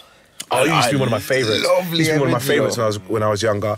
Watching him makes you tired. Yeah. He's got too much energy. But I love it though. The joke is, him sweating out a suit actually became a thing. It's getting wet every. If you watch, it's a thing. Like if you watch it in speed motion, you'll just see a patch grow under his armpits. But blood, he is too sick. Oh, fam. There's one thing I remember about Lee Evans, which was when I have a DVD box set of his, which is like 8 of his stand-ups from over the years, and they're all theatre to arena shows. And there's one thing that I remember. I'd watch it and I'd remember every joke just before he said it, if I watch it again and again. But for the life of me, as soon as that DVD's done, I don't remember any of his jokes, which made me want to watch it again and again. And it's not because they weren't memorable, but he had so many in there. So many in there that you didn't even have enough time to digest and remember the joke. It'd be literally, you have to pay attention for the next one to go on. And his facial expressions and stuff. He was he was like a physical comedian to the core. And another physical comedian I loved, and no one understands this to the level that I try to explain. And I even posted up a post about it recently of how much I appreciate this guy as a comedian, Rowan Atkinson. Yeah. Blood. If you watch some of his old stuff that he used to do with John Cleese, live on stage. No, he was in 40 Towers. No, Blackadder. It was in Blackadder, yeah. But even before that, when he was doing stage stuff, there's like sketches that he does. There's one where John Cleese is reading different things about being an actor, and he's portraying everything John Cleese is saying without words, but just embodying it. Brav, kills it. Absolutely kills it. There's one time he does an interview as well. I'm just reading off stuff. I'm sorry, but there's one time that Rowan Atkinson literally sits there and he's interviewing Elton John for Bants, right? And he's a serious interviewer in terms of he's in front of an audience. He's interviewing Elton John, but the whole interview, all he's doing is asking Elton John why has he chosen that name, which is a ridiculous name, for Elton John. But how he sets it up is that, so your name's Elton John. Why is the name Elton John? He'll say it and go, okay, cool. So, I mean, you're a Christian, aren't you? Yeah, so you didn't feel like, you know, John would be a great first name and Elton a good, strong Christian surname, no? Okay. Cool. And then he'd go off on a tangent, like saying, so, you know, your music, the song that you wrote was A, B, and C, and I thought it was really good. And as it was such a creative song, I mean, it's really impacted to everybody, and they've bought your album and stuff, which the albums that you've named after yourself. Don't you also feel like now that you've named your album after yourself, it's a ridiculously named album? Like, he would do that, and he would be in character. He would not budge. Rowan Atkinson is I'm telling you, look it up and you'll see what I'm saying. You'll start, it's sick stuff. So you talking about him, how about, what's his name, the Jewish guy? Which one? Yellow. Julie. Oh, Ali G. Ali G. Well, Ali G, because he wasn't really stand-up. Ali G was a comedy actor. Okay. Beast. I mean, Sasha I never always get Sasha Baron, Karen. Yeah. Sasha BC, bruv. Yeah. Before Christ. Baron Cohen. Yeah. Sasha Baron Cohen. Yeah. He wasn't stand-up, but him, in terms of character acting, that man delves into the characters he is. Yeah. Bruv, when you think of Ali G, you don't think of an actor, you think that's Ali G. Yeah. When you think of Borat, bruv, Ali G and Borat are the same person, fam. Even though we know this, really put them side by side and look at them. Fam, they're the same person. Yeah. Totally different. I haven't bought, Fam. You mentioned Bruno. Fam. I don't know what took me to go cinemas and go watch that, you know. It's mad, isn't it? It's mad. Tight pants and everything, innit? Fam. Bruv. Fam, the penis opened up and said, Bruno! Yeah. You should have known. What was that juice? Bruno? Fam, you know the opening of the penis? Fam, just, Bruno! Okay. Fam, I was in the cinema, I was like, why am I here? I feel like what Spock's doing is because you're talking about penis, he's going to zoom in. Oh, what was that? You talking about penis? He's trying to get you to be some. So I'm going to help you out here. Even in Ali G, bruv, when he got shot in his tracksuit and his ting fell out, remember that? Yeah. See, now because we've both spoken about something which has happened, Spock can't turn around and say us man never being off key. All we did was talk about something that happened in a movie. Oh, gotcha. Yes, yeah, see? I see you, Spock. I see you, old man flexy you got there. 1947, brother. I see what Spock tried to do. But yeah, no, that man... 71 years old, isn't it? That's mad. Something like that. Ask him about the cheese. Cheese? What I got for the cheese? What I got for the cheese? I don't know. What's the cheese? Oh, the cheese or sex thing? Yeah. Were you asking me about my piece already? If you had to me? choose, yeah. If I had to give up, what? If you had to choose one for the rest of your life. No sex or no cheese. No sex. If I had to say for the rest of my life, no sex or no cheese. Yeah. No cheese, bruv? Nah, man.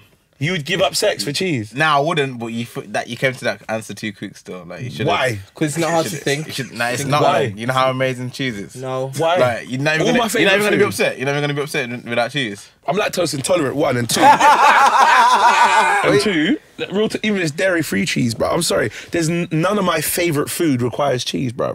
Well, that's different. Caribbean food, Indian food, Chinese food. Not one of them requires... Say again? Bun and cheese? Bun and cheese. I don't eat bun and cheese, bro. What's that? Wait, no point having this conversation with you then. Fam, Okay. Caribbean food or sex?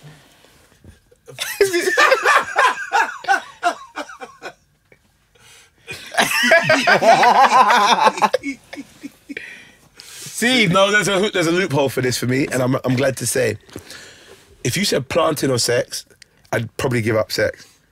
I'm a planting fiend. Yeah. However, planting's not Caribbean. Boom!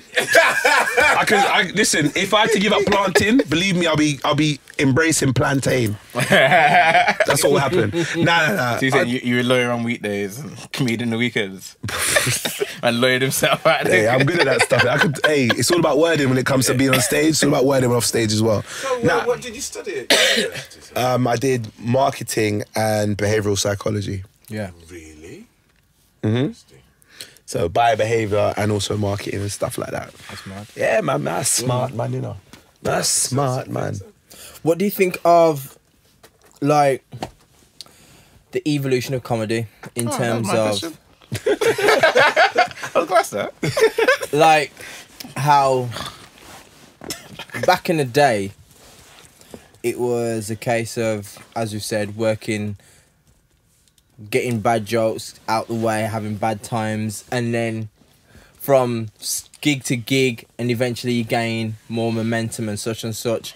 Whereas a lot of comedians now are using social media as a platform to, like, don't get me wrong, I know that a lot of them are still doing gigs because a lot of them still are gigging because that's a way to get them noticed, but it kind of like gives you a little like turbo booster, so to speak. So, okay, several ways to attack this, but I'll do them quick, easy. Number one, people that do stuff online, not all of them do stand up, and the platform is great to be able to get yourself out there. No issue with it at all, because I use it myself. Luckily, I kind of started just before social media took a boom. Where you could put yourself out there and then start really promoting yourself as a comedian. But then I'm young enough to utilise that as well. So I benefited from both sides. Yeah. I've understood the discipline of what's needed when you go on stage, whilst also knowing that whilst I got that discipline, I still got social media that I can do stuff on as well. Funny videos if need, just to keep my followers happy. And I'm young enough to still be engaged with them. You're not going to get many in their 40s and 50s starting to really tap into social media. Comedians that do both or even start on social media, do your thing. There's many that have started social media and got that boost and gone onto stage. Normally what happens is you'll find that when they go on stage, not as funny as when they're on social media, because again, you have to train on anything. You have to go on stage, you have to put in that work to understand what it's like to talk to an audience of people in front of you, to tell a joke once and it bang, rather than be able to say, oh, no, don't like that, let me re-record that again. So it's just about understanding that you get the popularity on this, but when it comes to being on stage, it's a totally different dynamic. And when you said turbo boost, first thing that came to mind is, you're gonna laugh when I say this, but Pokemon. When you ever used to play it? Yeah. Okay, do you remember when you could get rare candies and keep leveling up your Pokemon so they could evolve quicker? Yeah. That's the game, isn't it? That's the game, yeah. But when you did that, when they evolved quicker, they still were as weak as what they were at the level that you had them, because they never gained the experience points by going out, fighting, battling, losing, winning. Yeah.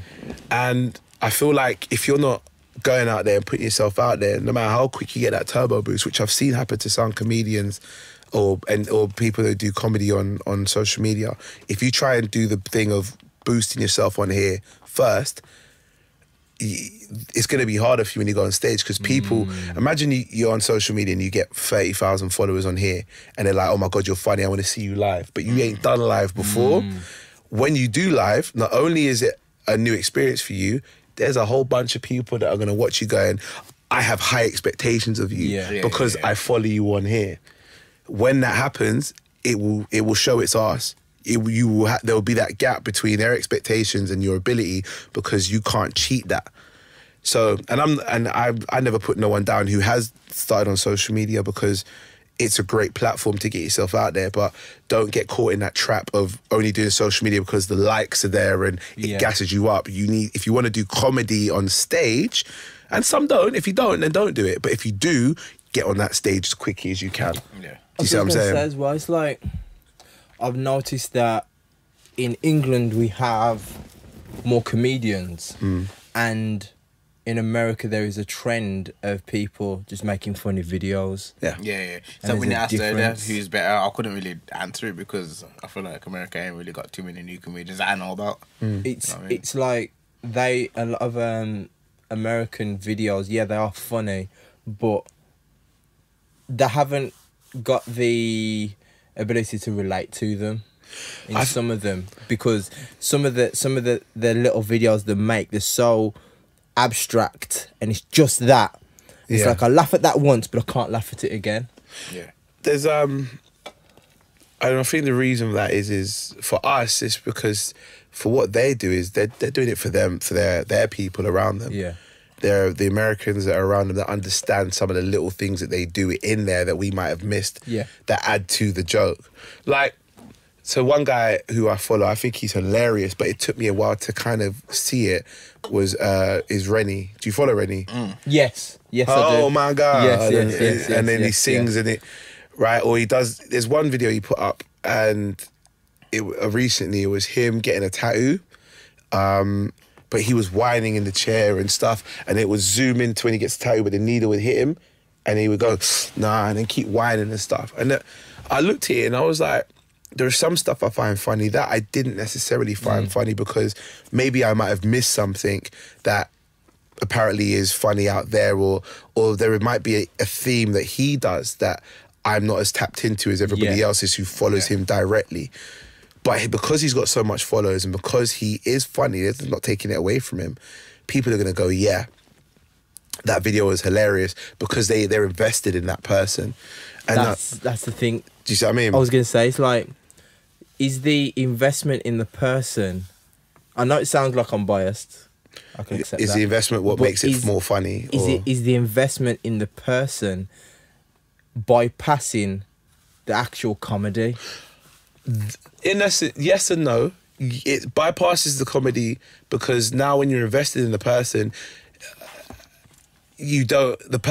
not saying they choose this to happen, but just by nature, if someone's invested in you, you will have people that will just find you funny because it's you. They already like you. Yeah.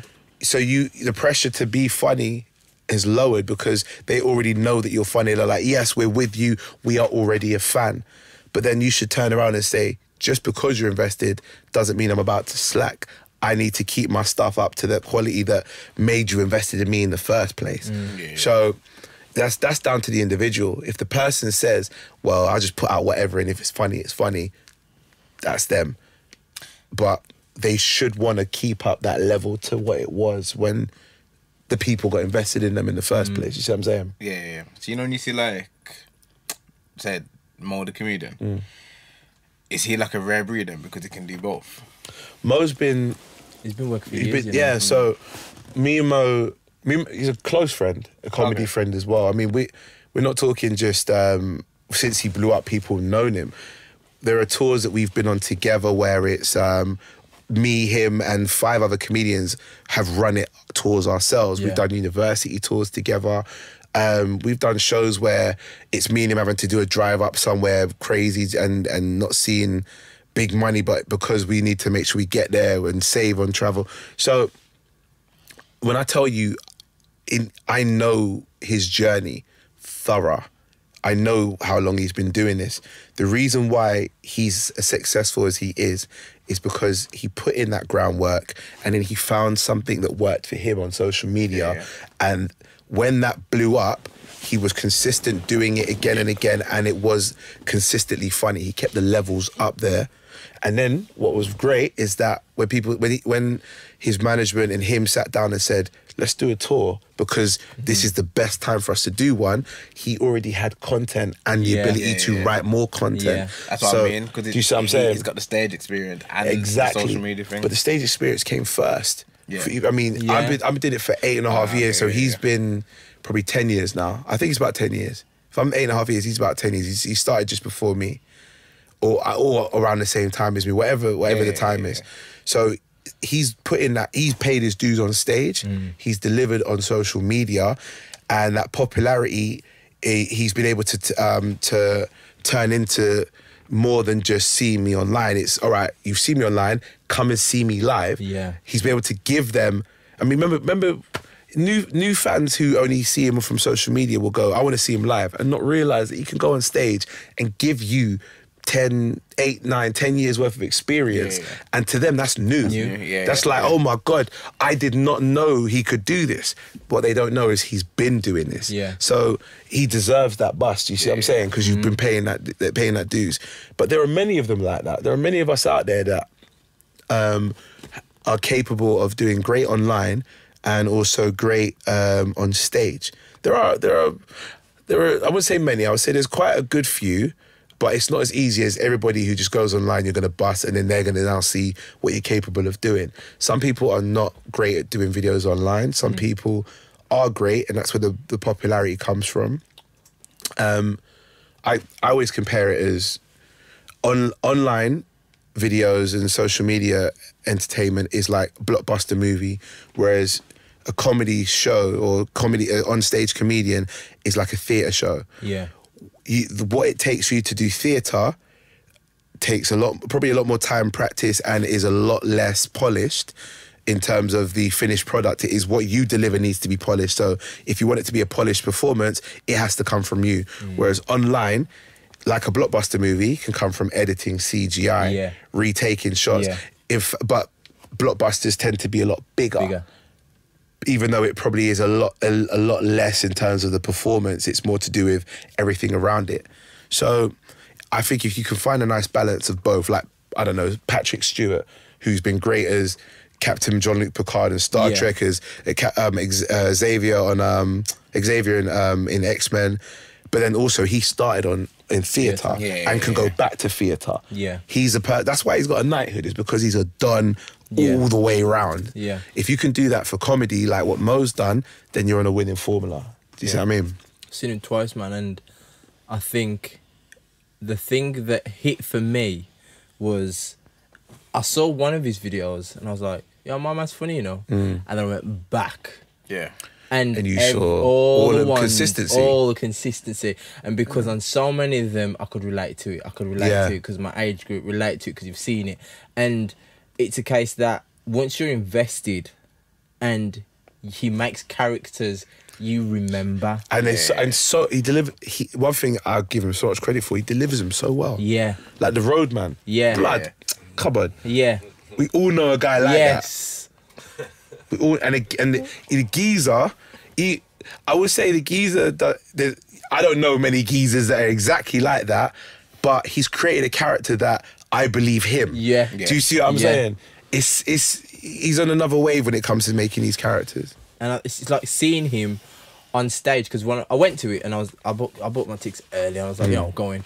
And one of my friends is like, I want to go, but I don't want him to like not be as funny as his videos. Yeah. And I said, nah, I'm going anyway. I'm gonna support the thing in it. Yeah. So I'm on it. Yeah, I'm going. And then when I came back, I was like, fam, you missed out. You know, serious, isn't it? It is. Serious. Honestly, I was in stitches. Like, he's that funny, bruv. You know how proud. Like, we're talking like this is mandem when it comes to, and that's like, the thing. So proud, and that's the thing, because you relate to him in terms of, yo, he's just like one of us. I look at him and he's like, yo, you're just like one of the brethren. I remember, so I did what was it? I was the warm-up act for Big Nasty show, and when we was on that, even though the show coming together it was nice to see Nasty get his own platform and nice to see all the guests come on and just how the show kind of pieced together. If there's one thing, if you look on social media that people definitely have highlighted, that even though it's the Big Nasty show, very much both Mo and him. Yeah. And even when Nasty kind of hits at Mo's a comedian. The clapbacks he gives. Fast, you know. Do you see what I'm saying? What? The clapbacks he gives. You know what the thing is though, yeah? I was watching last week's earlier, and I felt sorry for Nasty, you know, because like his clapback was so quick and it was hard. I was like, fam, was you it can't the come Peppa back. Pig one? Yeah. Bruv, I saw that all over Twitter because I never got to see it live, innit, at the time. Bruv, I saw that all over Twitter, fam. And then Bruv. he said something back now, and he says, "Fam, you look like a clitoris." Bruv, I've seen. There was one where he said, there's one where they were talking about food that they could be like, and things said, I thought I'm a something chocolate. I think I'm like a strawberry sherbet or whatsoever. That's what Nasty said, or something like that. And Mo went, bruv, you're a chocolate muffin, blood. Look at you, fam. Or better yet, there's one where they switched sides on the sofa because Nasty sat next to a girl or a woman who'd won loads of money. He was like, what? Let me try to chat her up for a bit of banter. And then Mo got off the sofa and said, all right, well, I'll be you. And he sat on the chair as Nasty. And he embodied Nasty quick. Yeah. He was like, Nasty were talking, and then what Mo would do is go, he. All right, boom, yeah, fucking boom, right? So I know a man like that, you know, black. Boom, in Brixton, yeah, like he was just embodying the character. Like he's so quick off the cuff, yeah. And that's why he deserves everything he's getting right now. Like, bro, I've seen it, brother. It's so crazy. I've seen it from a graph level to like all of us sitting there going, like in a room, we'll be sitting there going, well, when's our next bus? What's happening with us? To see that. Yeah, fam, it's you have to. We watched the after filming one of the shows. Me and Mo went to watch the game, the England versus, was it Croatia? Yeah, when we got knocked out in it.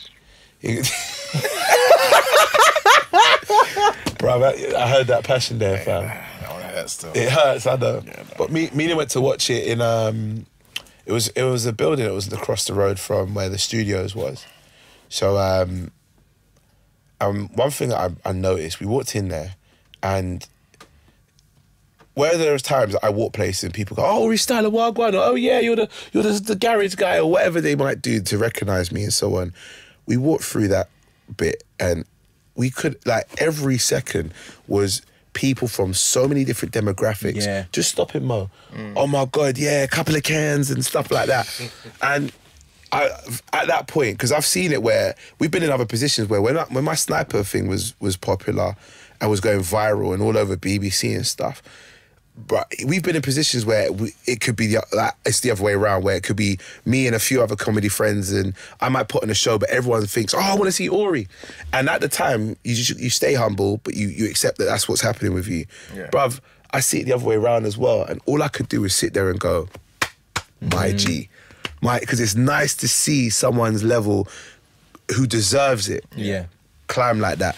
And everyone, but we're talking about big old men to young women and all sorts, saying, get a couple of cans in and stuff like that. And bruv, it's sick to see that someone who has grafted in comedy can get to that level. Yeah. You see what I'm saying? Yeah. So, you know, when you mentioned like the garage guy, does that get like jarring?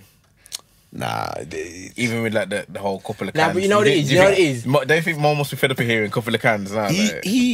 He probably is. Yeah. And sometimes it's, do the sniper pose, and yeah, with the garage, especially with the garage crowd. Like, it gets a lot, bruv. Like, it gets a lot. And the garage crowd are dedicated to garage. So, bro, they're like, and they're like 32 to 50. Yeah. When I tell you, bro, they are dedicated. They're like the soca crowd. Yeah. Dedicated to their music, right?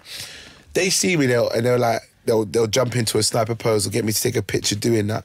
But I don't mind, because even though it can get jarring to know that that's what they want you to do, I can never take away that that's why, to them or to many people, that in 2014 my level went from here to there. Yeah. Right? Because I can't take that away from it. So I'm just happy. It's the same like Mike Epps being Day from Friday. Yeah. As much as it probably pisses him off, that people go, Day, it took you from here to there. So you always got to be thankful for that. Does it have an effect on like writing future? Nah, not at all. You don't think, okay, well, let me do the shotgun skunk? Nah. Bro, I've had people that have followed that though and tried to do a dance or try to talk a reference around that because they see it and go, if it busts Aurie, it might bust me. The same way like when Michael Dapper did his thing, and then other comedians, some of them have been trying to write tunes. Thinking, oh, maybe I might get that bust as well. And it's got to be authentic.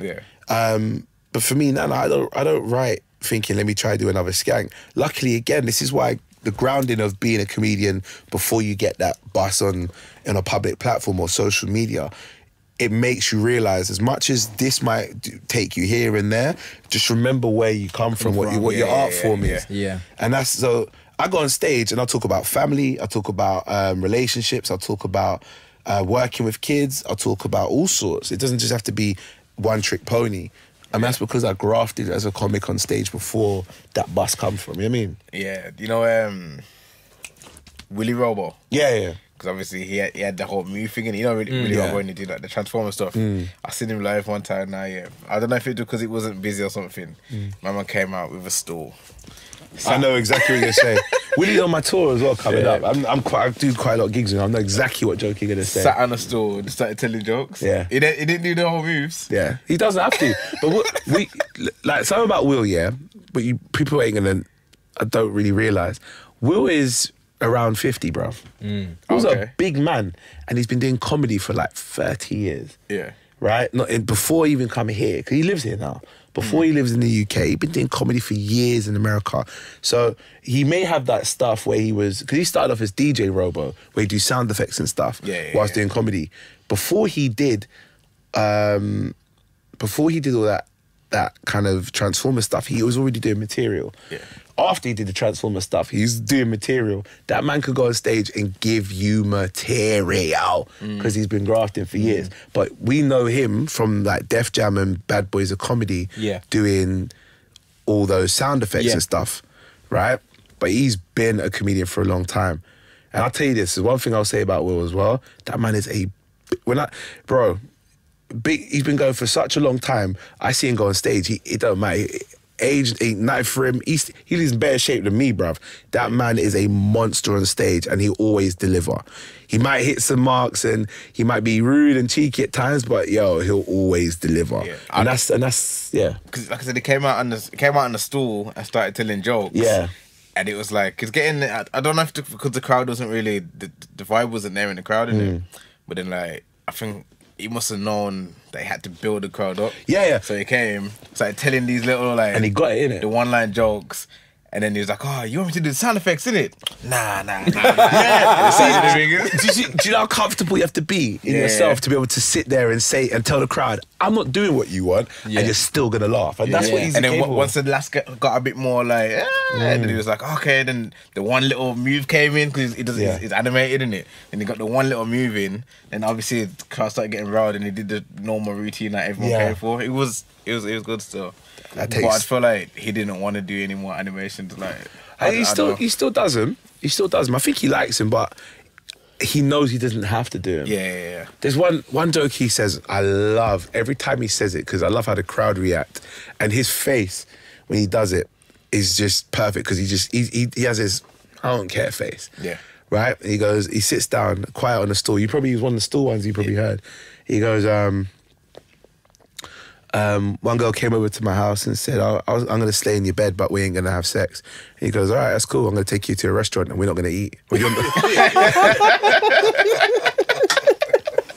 And he says it's so cool. Bruv, I love that joke of his, man. It's just bad jokes like that, though. Like, Shout out Will E, because he's a beast. That's it. Man. How do you feel about the current crop of comedians that are starting to put on more shows, and like what you're going like Canada, different countries? That's a big move, bro. You see what I'm saying? And actually just like spreading out and getting the love from different like sides of the world. I think it's natural. It's a natural progression to spread your wings and not to stay limited. And he's a beast. For him to do what he does, and then to go to different countries with it, and he have an audience there that say, I want to hear you. Yeah, that you got to give a man a big round of applause for that, because that's what some people dream to do. And he's gone up and he's done that.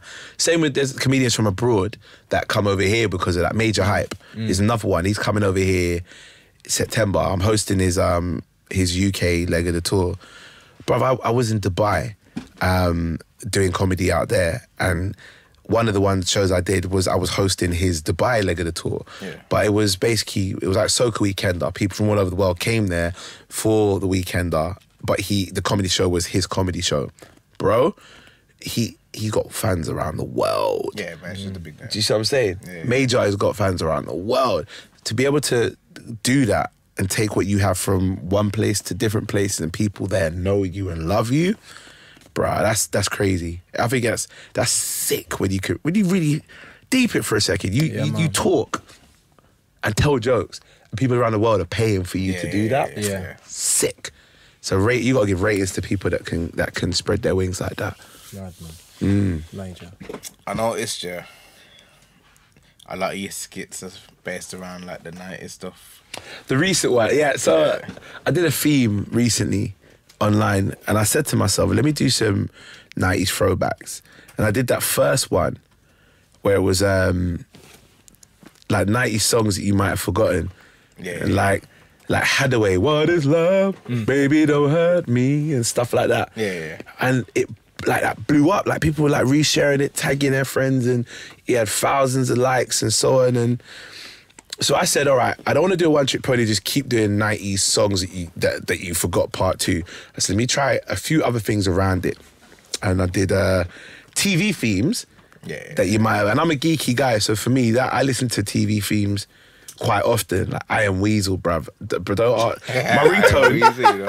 My ringtone is Keenan and Kel. Yeah. Right? Which is, to be fair, it's quite a bait one, but my ringtone before that was I Am Weasel, blood. Like, do you remember I Am Weasel? Yeah. You can't remember how the theme song goes? I can't I remember the theme song. You don't need pants for the victory dance. Yeah. Baboon's better than Weasel.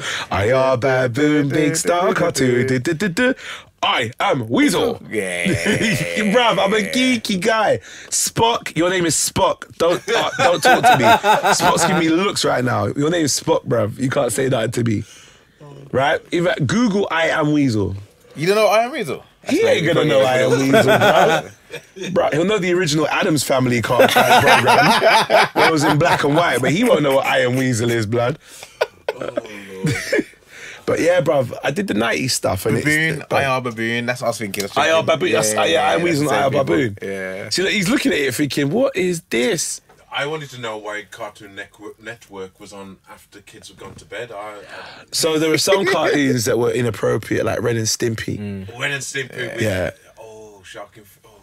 Ren and Stimpy, but what happened with them is they went into... Ren and Stimpy was originally a kids' cartoon, but then it wasn't Adult Swim, it was another company that bought out a series of it so they could do an adult version of it, and it was just messed up. Yeah. Messed up. But yeah, Ren and Stimpy, all of them lot, loads of cartoons, Bucky O'Hare, all that stuff. Captain that I used to... Bucky O'Hare, you know. Do you see what I'm saying? Jeez. Have you heard of the Jerky? The what? The Jerky Boys. The Jerky Yeah. Boys. Jerky Boys. Thankfully, no, You bro. might want to pause that still. Yeah, Jerky Boys. Do I even Google that? No. I ain't Googling not Jerky Googling Boys, those, bro. yeah. That sounds off key. To take off my parental control for that. That would be a But I clear did- browsing data. But I kept doing the nostalgia stuff because it just banged. Like one-hit wonders that happened and stuff like that. And do you know what? Nostalgia really works. When you can tap nostalgia well, people really, really like that stuff. I never limit it to just doing 90s stuff, but I did a batch of them which were 90s based. And yeah, like if I'm looking at it now, it was 90s TV shows. How many do you remember? And one was retro cartoons. How many do you remember? Yeah. UK garage ones. That one really, that's like about 350k views on Facebook on just my one, and that is it's a week old. And I just kept doing little things like that because nostalgia. A lot of people like to see stuff and go, oh yeah, but it's not the only videos that I do. I did one yesterday which is doing well, lying shop names. Yeah. Bro. Do you see that one? All right, so I wrote down a list of shop names that are lies, innit? I just tweeted it, and it was just like, let me make a video for it just for a bit of content, and I'll tell you them now. Actually, One second. I'm gonna play. You want to play What it? is that? What is that? Jerky boy. Oh, Jerky Boys, that's it. Shop names are a contradiction. JD Sports for trainers you wouldn't play sports in. Office for footwear too bright for a work environment. Urban Outfitters for artsy and contemporary people. New Look for styles that fit in. No, but am I lying though? Really deep the names for a second. But wait, there's more. Boots for medicines and for products you won't eat food on or around. Car Phone Warehouse for items illegal to use whilst driving. River Island. Well, what is it? Is it land? Is it water? Victoria's Secret for exposing lingerie that hides very little. Cash Converters that only deal in pounds sterling. Do you see what I'm saying? Contradiction. It was just the thought when I was out walking around. I was shopping at Oxford Street yesterday, and I think it was JD Sports. I went to go buy trainers, and I went, why do you not call it sports when no one really plays sports in this? And I went, and why is Office called Office when your trainers are too bright for a work environment? And then I just started making up other ones when I was walking down the street. How long does it take? To make them up and stuff. Yeah, which is to do a skit. Not so much the name ones, but about an hour of thinking about it and then recording it, quickly editing it and then posting it up. So it doesn't take too long. Yeah. I wrote some more, which I was going to do another video, and I don't mind sharing with you. Hold on, where is it? Here we go. Shops, some more shops for places that, I think the names are lying because of the products they sell. Apple, which doesn't sell fruit. Blacks, well, I'm kind of proud the name is not what they sell. While says Blacks, the White Company, right? What else is there? There is Superdrug, which sells regular stuff. Regular things. Regular stuff. Warehouse, which is a shop front. Do you see what I'm saying? White stuff. I mean, surely this is what you would buy at Superdrug, wouldn't you? Really? Do you see what I'm saying? So I'm just gonna try and go through as many. Go on. Virgin Mega Stores, which was highly disappointed when I went there. I went in there. Not what I thought.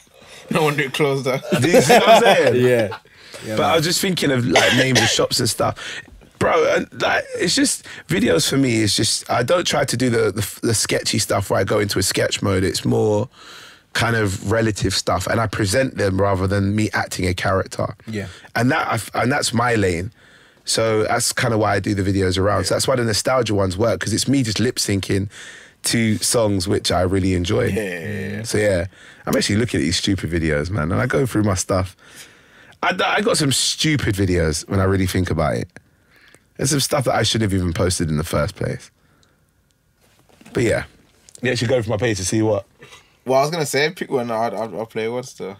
Nah, the other ones you'd have to kind of see. You have to see.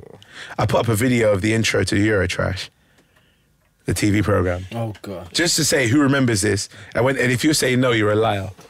I can't remember the intro. No, don't remember the intro, just the program. Oh, the program, yeah. Them ones there where it was like Pornhub for us back in the day. So you'd actually sit downstairs. Or your mum would be upstairs, your dad would be upstairs, and you'd be sleeper in their room. And 10:30 would hit, and what you do is you watch it, but on silent. Yeah. So no one could hear la la la la la la la la la la la la la la la la la. You wouldn't hear, and Big Lola with the breasts and stuff like that. Yeah. Big old... Bro, that program was just... You think if they put that on TV now? They couldn't. Couldn't. Didn't we talk about that program where people were taking off clothes and... Oh, yeah, that's true still. Which one? The doctor one or something? No. Oh, Date in the Dark or Naked Attraction. Oh, Naked Attraction, that's it, yeah. Can you actually see them naked? Yeah. I switched my telly on by accident because I haven't watched I bet you did. I haven't watched telly bet for you 3 did. years. And coincidentally, he turns it on then. No, but this Like is it's okay. You recorded this on Sky Plus, bro. Okay. And I was like, what? He didn't record on Sky, I had the VHS, man. So there's a guy from Wolverhampton on it. Yeah. Swear down. Yeah. Horrible body. It looked... No.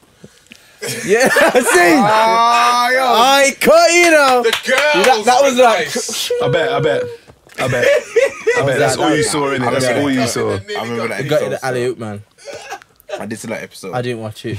You know who I know who it it is. is. I didn't watch it on You purpose. see the girl that he picked? I didn't watch none of it because I was just like, yo, Did you ever hear fam, him?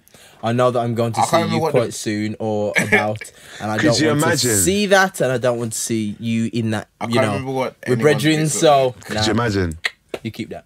But there was a nice Welsh girl in there, and he picked some any riff-raff. any British thing like. Yeah, because he was trying the tactics from he was trying the tactics of how Any to be a British player. thing. Is that what it was? Yeah, he's trying to put, you know, the tactics of how to be a player. I don't, you know. You I picked actually the hurt don't. one, yeah. You picked the hurt one, yeah. This is on how to be a player. Okay. You pick the hurt one, and then because that's the hurt one, all our friends are like, oh, da, da, da, da, da, and they'll come over and talk to you, and then you can still get the good looking one because she'll feel like, you know, that you're a nice guy because you picked the hurt one. She think- knows she's hurt, and you know she's hurt. No, you better not risk that. think- Though. That's a risk. She's still.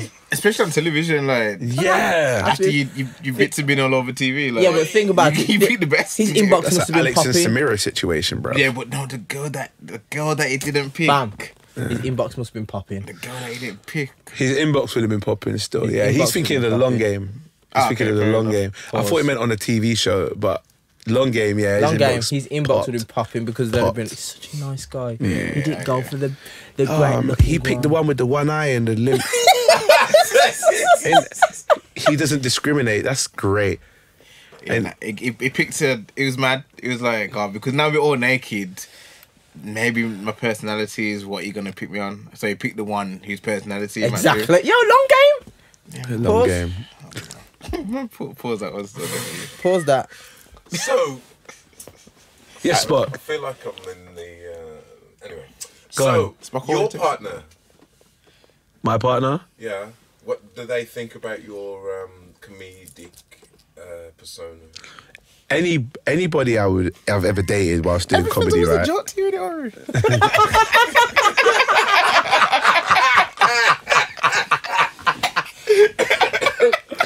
Oh my god! But the thing is, you expect that. I'm the total opposite off stage, I swear. bro. I'm so serious off stage, bro. Like I don't go home and want to bust joke to my telly, bro. I want to switch off in it, Yeah. right? I totally switch off. Anybody I've ever been in a relationship with, who's known me to be a comedian, has never had a problem with it in terms of me being a comic, purely because you don't see the comedian when I'm off stage. You go home, you switch off. Brother, it's tiring trying to be funny all the time. Yeah. It is tiring. Like what we said, remember that guy that said, oh, and the sofa. Imagine doing that at home every time to your missus. And da-da-da-da-da. You just hear like echoes of kissing your teeth, kissing the Do teeth. you see what I'm saying? Sure, again. Man, just roll over and sleep, man. Sure. Is this what we're doing again? Yeah. Just shut up, man. Shut up. So, trust me, it'd be like that. So I'm not. And also, I think people always question about if you get in a relationship, what's it like?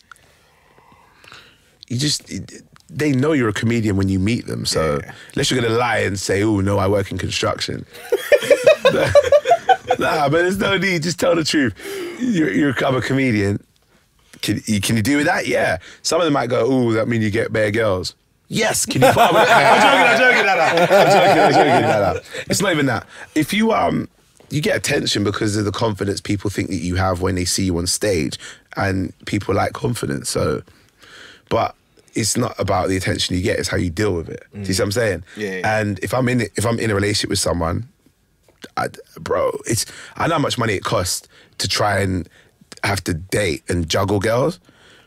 It's ridiculous. Imagine I got a missus at home and I'm going out on a date with a new thing. See, the missus at home, I know that food at home costs me how much the food at home costs to buy. Yeah. She'll prepare it, cook it, and it'll be sitting in the fridge. Going on a new date means, paying for drinks and for and if you're in a different city, for a decent hotel. And bruv, I'm trying to save money. So I don't rise to the attention. When I was younger, the whole be on tour, it was gas, it was exciting. Yeah. There are times you're single and you're like, what girls can I go get? Anyone who pretends they never did that is lying through their teeth. But you get older, I'm 30 now. I'm not saying that 30 is still an age where people don't mess around anymore. But for me, I'm not. I ain't got the energy for it, man. Energy, and I'm not hemorrhaging money like that at all. Yeah. So yeah, anyone I'm ever with should know. Do you see what I'm saying? Yeah. Mrs. is happy, so I mean. Are there any situations where being a comedian comes in handy? Oh yeah. Definitely. Police. Definitely. Say again? Do you meet the police? Oh no, the police don't. I never get, bro. My car's not that nice. I don't get stopped by police. My car's it's a good car, but you'd believe that it's mine. It's not one of the cars where you went, huh? You could look at it and go, yeah, I could see that. Yeah. You know what I mean? Right, I got a car that if you saw a teacher driving it, you'd go, makes sense. Do you see what I'm saying? Yeah. So, yeah, I don't ever get problems with police. So being a comedian comes in handy. It comes in handy. All right, so imagine you are single and you see a girl that you like.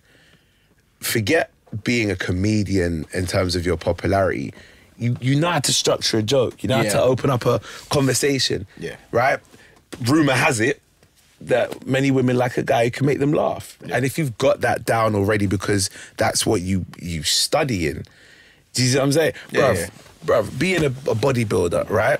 When a girl likes a guy with muscles, bro, you've already tapped number one there. You see what I'm saying? Yeah.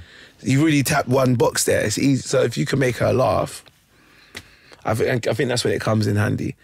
And I think that's probably the best time. Yeah. Yeah. Yeah, man. There are other times, but Right then. So, let's quickly then. What plans have you got for the future? I try not to plan more than 2 years in advance. Yeah. Because I tried that once where I said, me do a 5-year plan in 2013, and 2014 was when that video went viral. Then I was on BBC and then contracted to them for comedy and stuff. And bruv, my 5-year plan went out the window. That was 5 years that had got compressed into a year and a half. Yeah. So I try to do a 2-year plan because you don't know what might happen next, and there's never a negative thing, it's always a positive thing. If your plan has to shift. 2-year plan, end of this year I got my Comedy Mania tour. It's the biggest tour that my team has ever run, and I think from what I've been told by a comedy company that had approached me asking questions because they had stated that apparently it's either the biggest or one of the biggest comedy tours that's been independently run. Yeah. Because it's 18 comedians, 18 shows around the country, but it's literally run by me and my team. Yeah. We haven't got promoters in terms of anyone investors whatsoever. It's just us that's done that. They've said it's from what they've known from all the records they've seen and looked up, it's the biggest. I didn't think about it being that big because I didn't want that. I'm not trying to look for the clout of, you did that.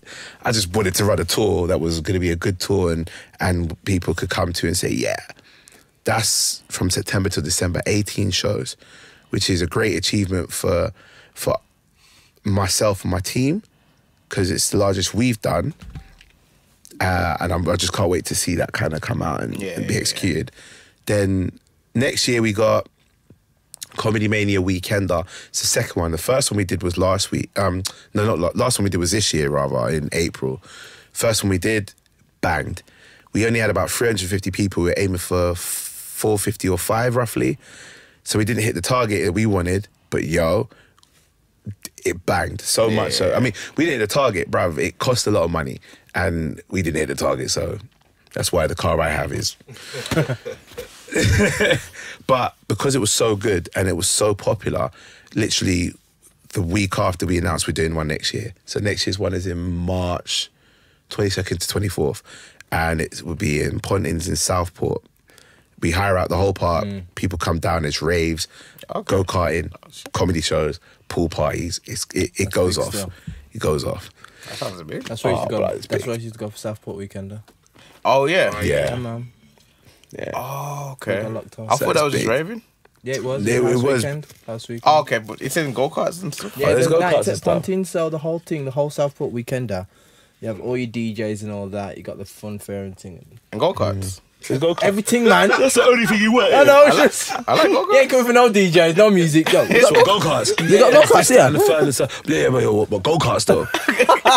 That's all you want, bruv. But that's fine. If you come up for the go-karts, there's no problem. But that's all there. I've done 2 one-man shows already and recorded them and stuff. One I released on DVD, the other one I just released clips of.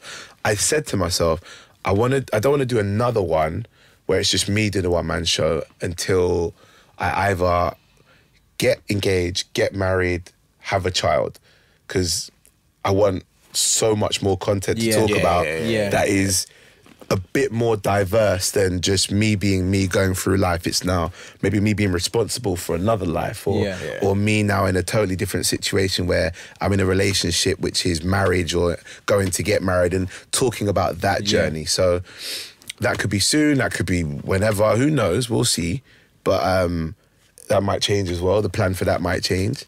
But those are my main things for comedy. I'm in a film which comes out in November called Are We Dead Yet? And it's me, I'm one of the 5 lead characters where robbers go into a house, rob, come out, run from police, end up in a haunted house. It's a comedy horror. Yeah. So loads of features that are coming into that as well, which are really, really good. So, but that sounds sick. British film. That's I want big, man. to be one of the leads in that was like, and the film had a massive cast of people that went through, and then I got a lead. It kind of was like a bit surreal, but I'm happy for that. That's coming out. What else? Just touring after that. Yeah, bro. So that's the plan so far. There's other little things, but until I actually start those, or until I can say when that's going to happen, I never talk about it until I know. I don't talk about step 1 until I'm at step 3. Yeah.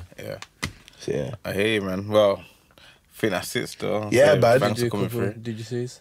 Boy, it's looking like 2 hours 5, you know. True stuff. Yeah. Next week, man. Yeah, next week. How long is the longest podcast? You know, is this probably one of the longest ones? We've had a long... Christmas Eve. Yeah, had some not long including that. There was an end of year one which was about 3 hours. Is that what you call it, end of year? Yeah. That was the end day. That was the 2017 wrap up. Wow. Yeah, that was long, but this is probably This one's a long one. yeah. Pause. But a good one. Yeah. It's all right then, as long as it's good. As long as you're not sitting there going, oh, fam. No. Why don't we edit it? Where is it? We don't cut nothing out. Edit him out and just have you two talking. Swear down. Swear down. Spock took comedian there, you Let's see know. how that works. You know what? Like, how long have we got until the 2 hour mark? Well, we can No, he's going to roast me. Yeah. There's a reason why Spock doesn't go on camera. He just talks. Because he can't afford to change lenses after they crack. I'm just letting you know this, right? The man, he hasn't even got a face for radio. What I'm saying is, yeah, and I could go to Spock. I could go ahead. It's probably good though that he's sitting where he is, right? I mean, every time I look at him, I keep looking at my elbows, thinking, right, do I need cream as well? No, we can do this. It's like he wants to stop this now. Where's he gone now? He's gone to get the cream now. Look at him. He's gone to get the lotion. Go on. Don't go like you don't know where it is. Like we know that you don't go home and use that yourself. Whoa. Get that Juice all had lined some up. on his knees last week. Yeah, that was last week, man. You had lotion on your knees. Had shorts. You get Well, then there you go. He greased his knees. Bruv, we know why you use lotion. How you got lotion in your bag but none in your arms? But your right hand looks moisturised. What happened to you, Spot? What about Spot? No, we could do this all day, honestly. No, Spot, you try and get onto me. I can get onto you back as well. He found the lotion. Hey, you don't need to see Spock's hat. It's about as dry as his arms. Pass that hat. Let me see that hat for a sec, bro. Nah, that has been through so much. Slavery. That hat has been on your head before we entered the EU. Tell the truth, bro. Let me see that hat. Throw that hat to me. What brand is it? Is that New Balance? It's Nike. That hat is, bruv, he's got a branded hat which is Nike because it's got an N on it before they took on the tick. That's how old that hat is. Pass the hat, let me see, bruv. I'll get up and grab it off you, you know. And wait, throw me them feelers as well. What is wrong with you? Come on, Spot, we can do this. Is he flipping the camera? Yes. I was gonna say we could go down to Pontins and record the show down there, But you're not feeling that. Nah, but I don't know. For you, going Pontins might be too much excitement that your old pacemaker can't take. I don't know, man. There's a lot of pretty girls in the pool, you know. I don't know if you can take that. Gosh, man. You see what I'm saying? Come through the lotion. Oh no. Nah, man. Last thing we need to do is take you Pontins. You get inspired by the pool party to use that lotion again. That's what we need for you, bruh. I'm just playing, man. Spock, you're good peoples, man. I know. You're good people. Yeah, Spock from Dudley, people. Spock from Dudley. No! Oh my god. Anybody from Dudley? Yeah, exactly. Dudley people, I rate you. Oh, right? gosh, I rate man. you, Percy, right? Forget him. Don't Spot look like if a dirty Converse trainer was a person. No, look properly. Look at him properly. Don't you think so? Damn, yo, No, if Spot. No, That's Adrian, man. no, honestly. if Spot was a trainer, he'd be a plimsoll. Tell the truth, bruv. Look at him proper and tell me that I'm lying when I say that. No. Bring back Lucas.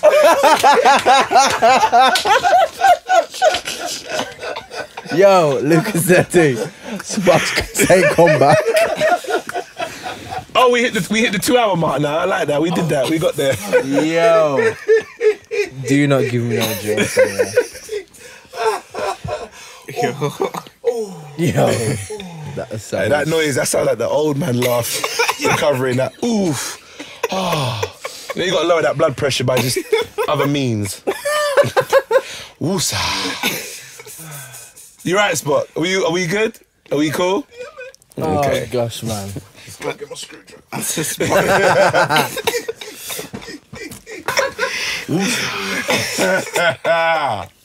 Oh, God. Yeah, A painful banter, I like that. Oh, do you know what? I do this for anyone I do an interview or podcast for, whatever. I always do this for them if you want to use this. All right, hold on. See if you I don't know if you ever want to use this in the edit or whatever. So Still recording now, brother. Is it recorded? Yeah, that's fine. That's what I'm doing. All right. So, it's the Hardfood podcast. There's no like, other additional names that you want to add to Nah. with Juice and Bigelow. You don't nothing like that, no. Juice and Bigelow. I could do like. Is that all right? Do you go by your actual name? Yeah. Okay. No. Tell him. Just say Saxon King. Saxon King. All right.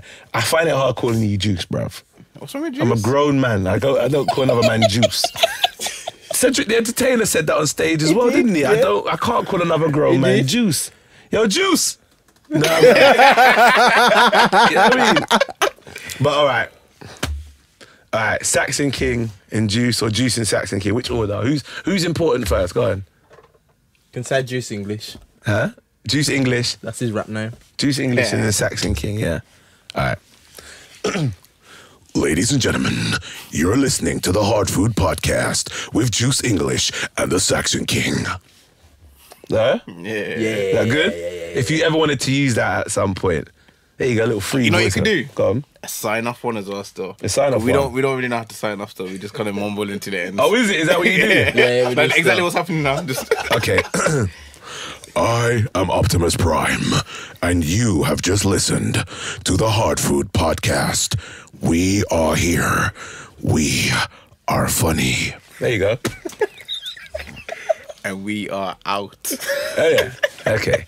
We are out. There you go. Is that all right? There you go. Bless Bless it. up, brother. Yo, see you like next week, man. Peace. Cream my hands. Yeah. Bless up, bless up, bless up. Forget what you use the lotion for, man. I kind of dread touching you now, bro. I kind of dread touching you now, man. Oh gosh, man.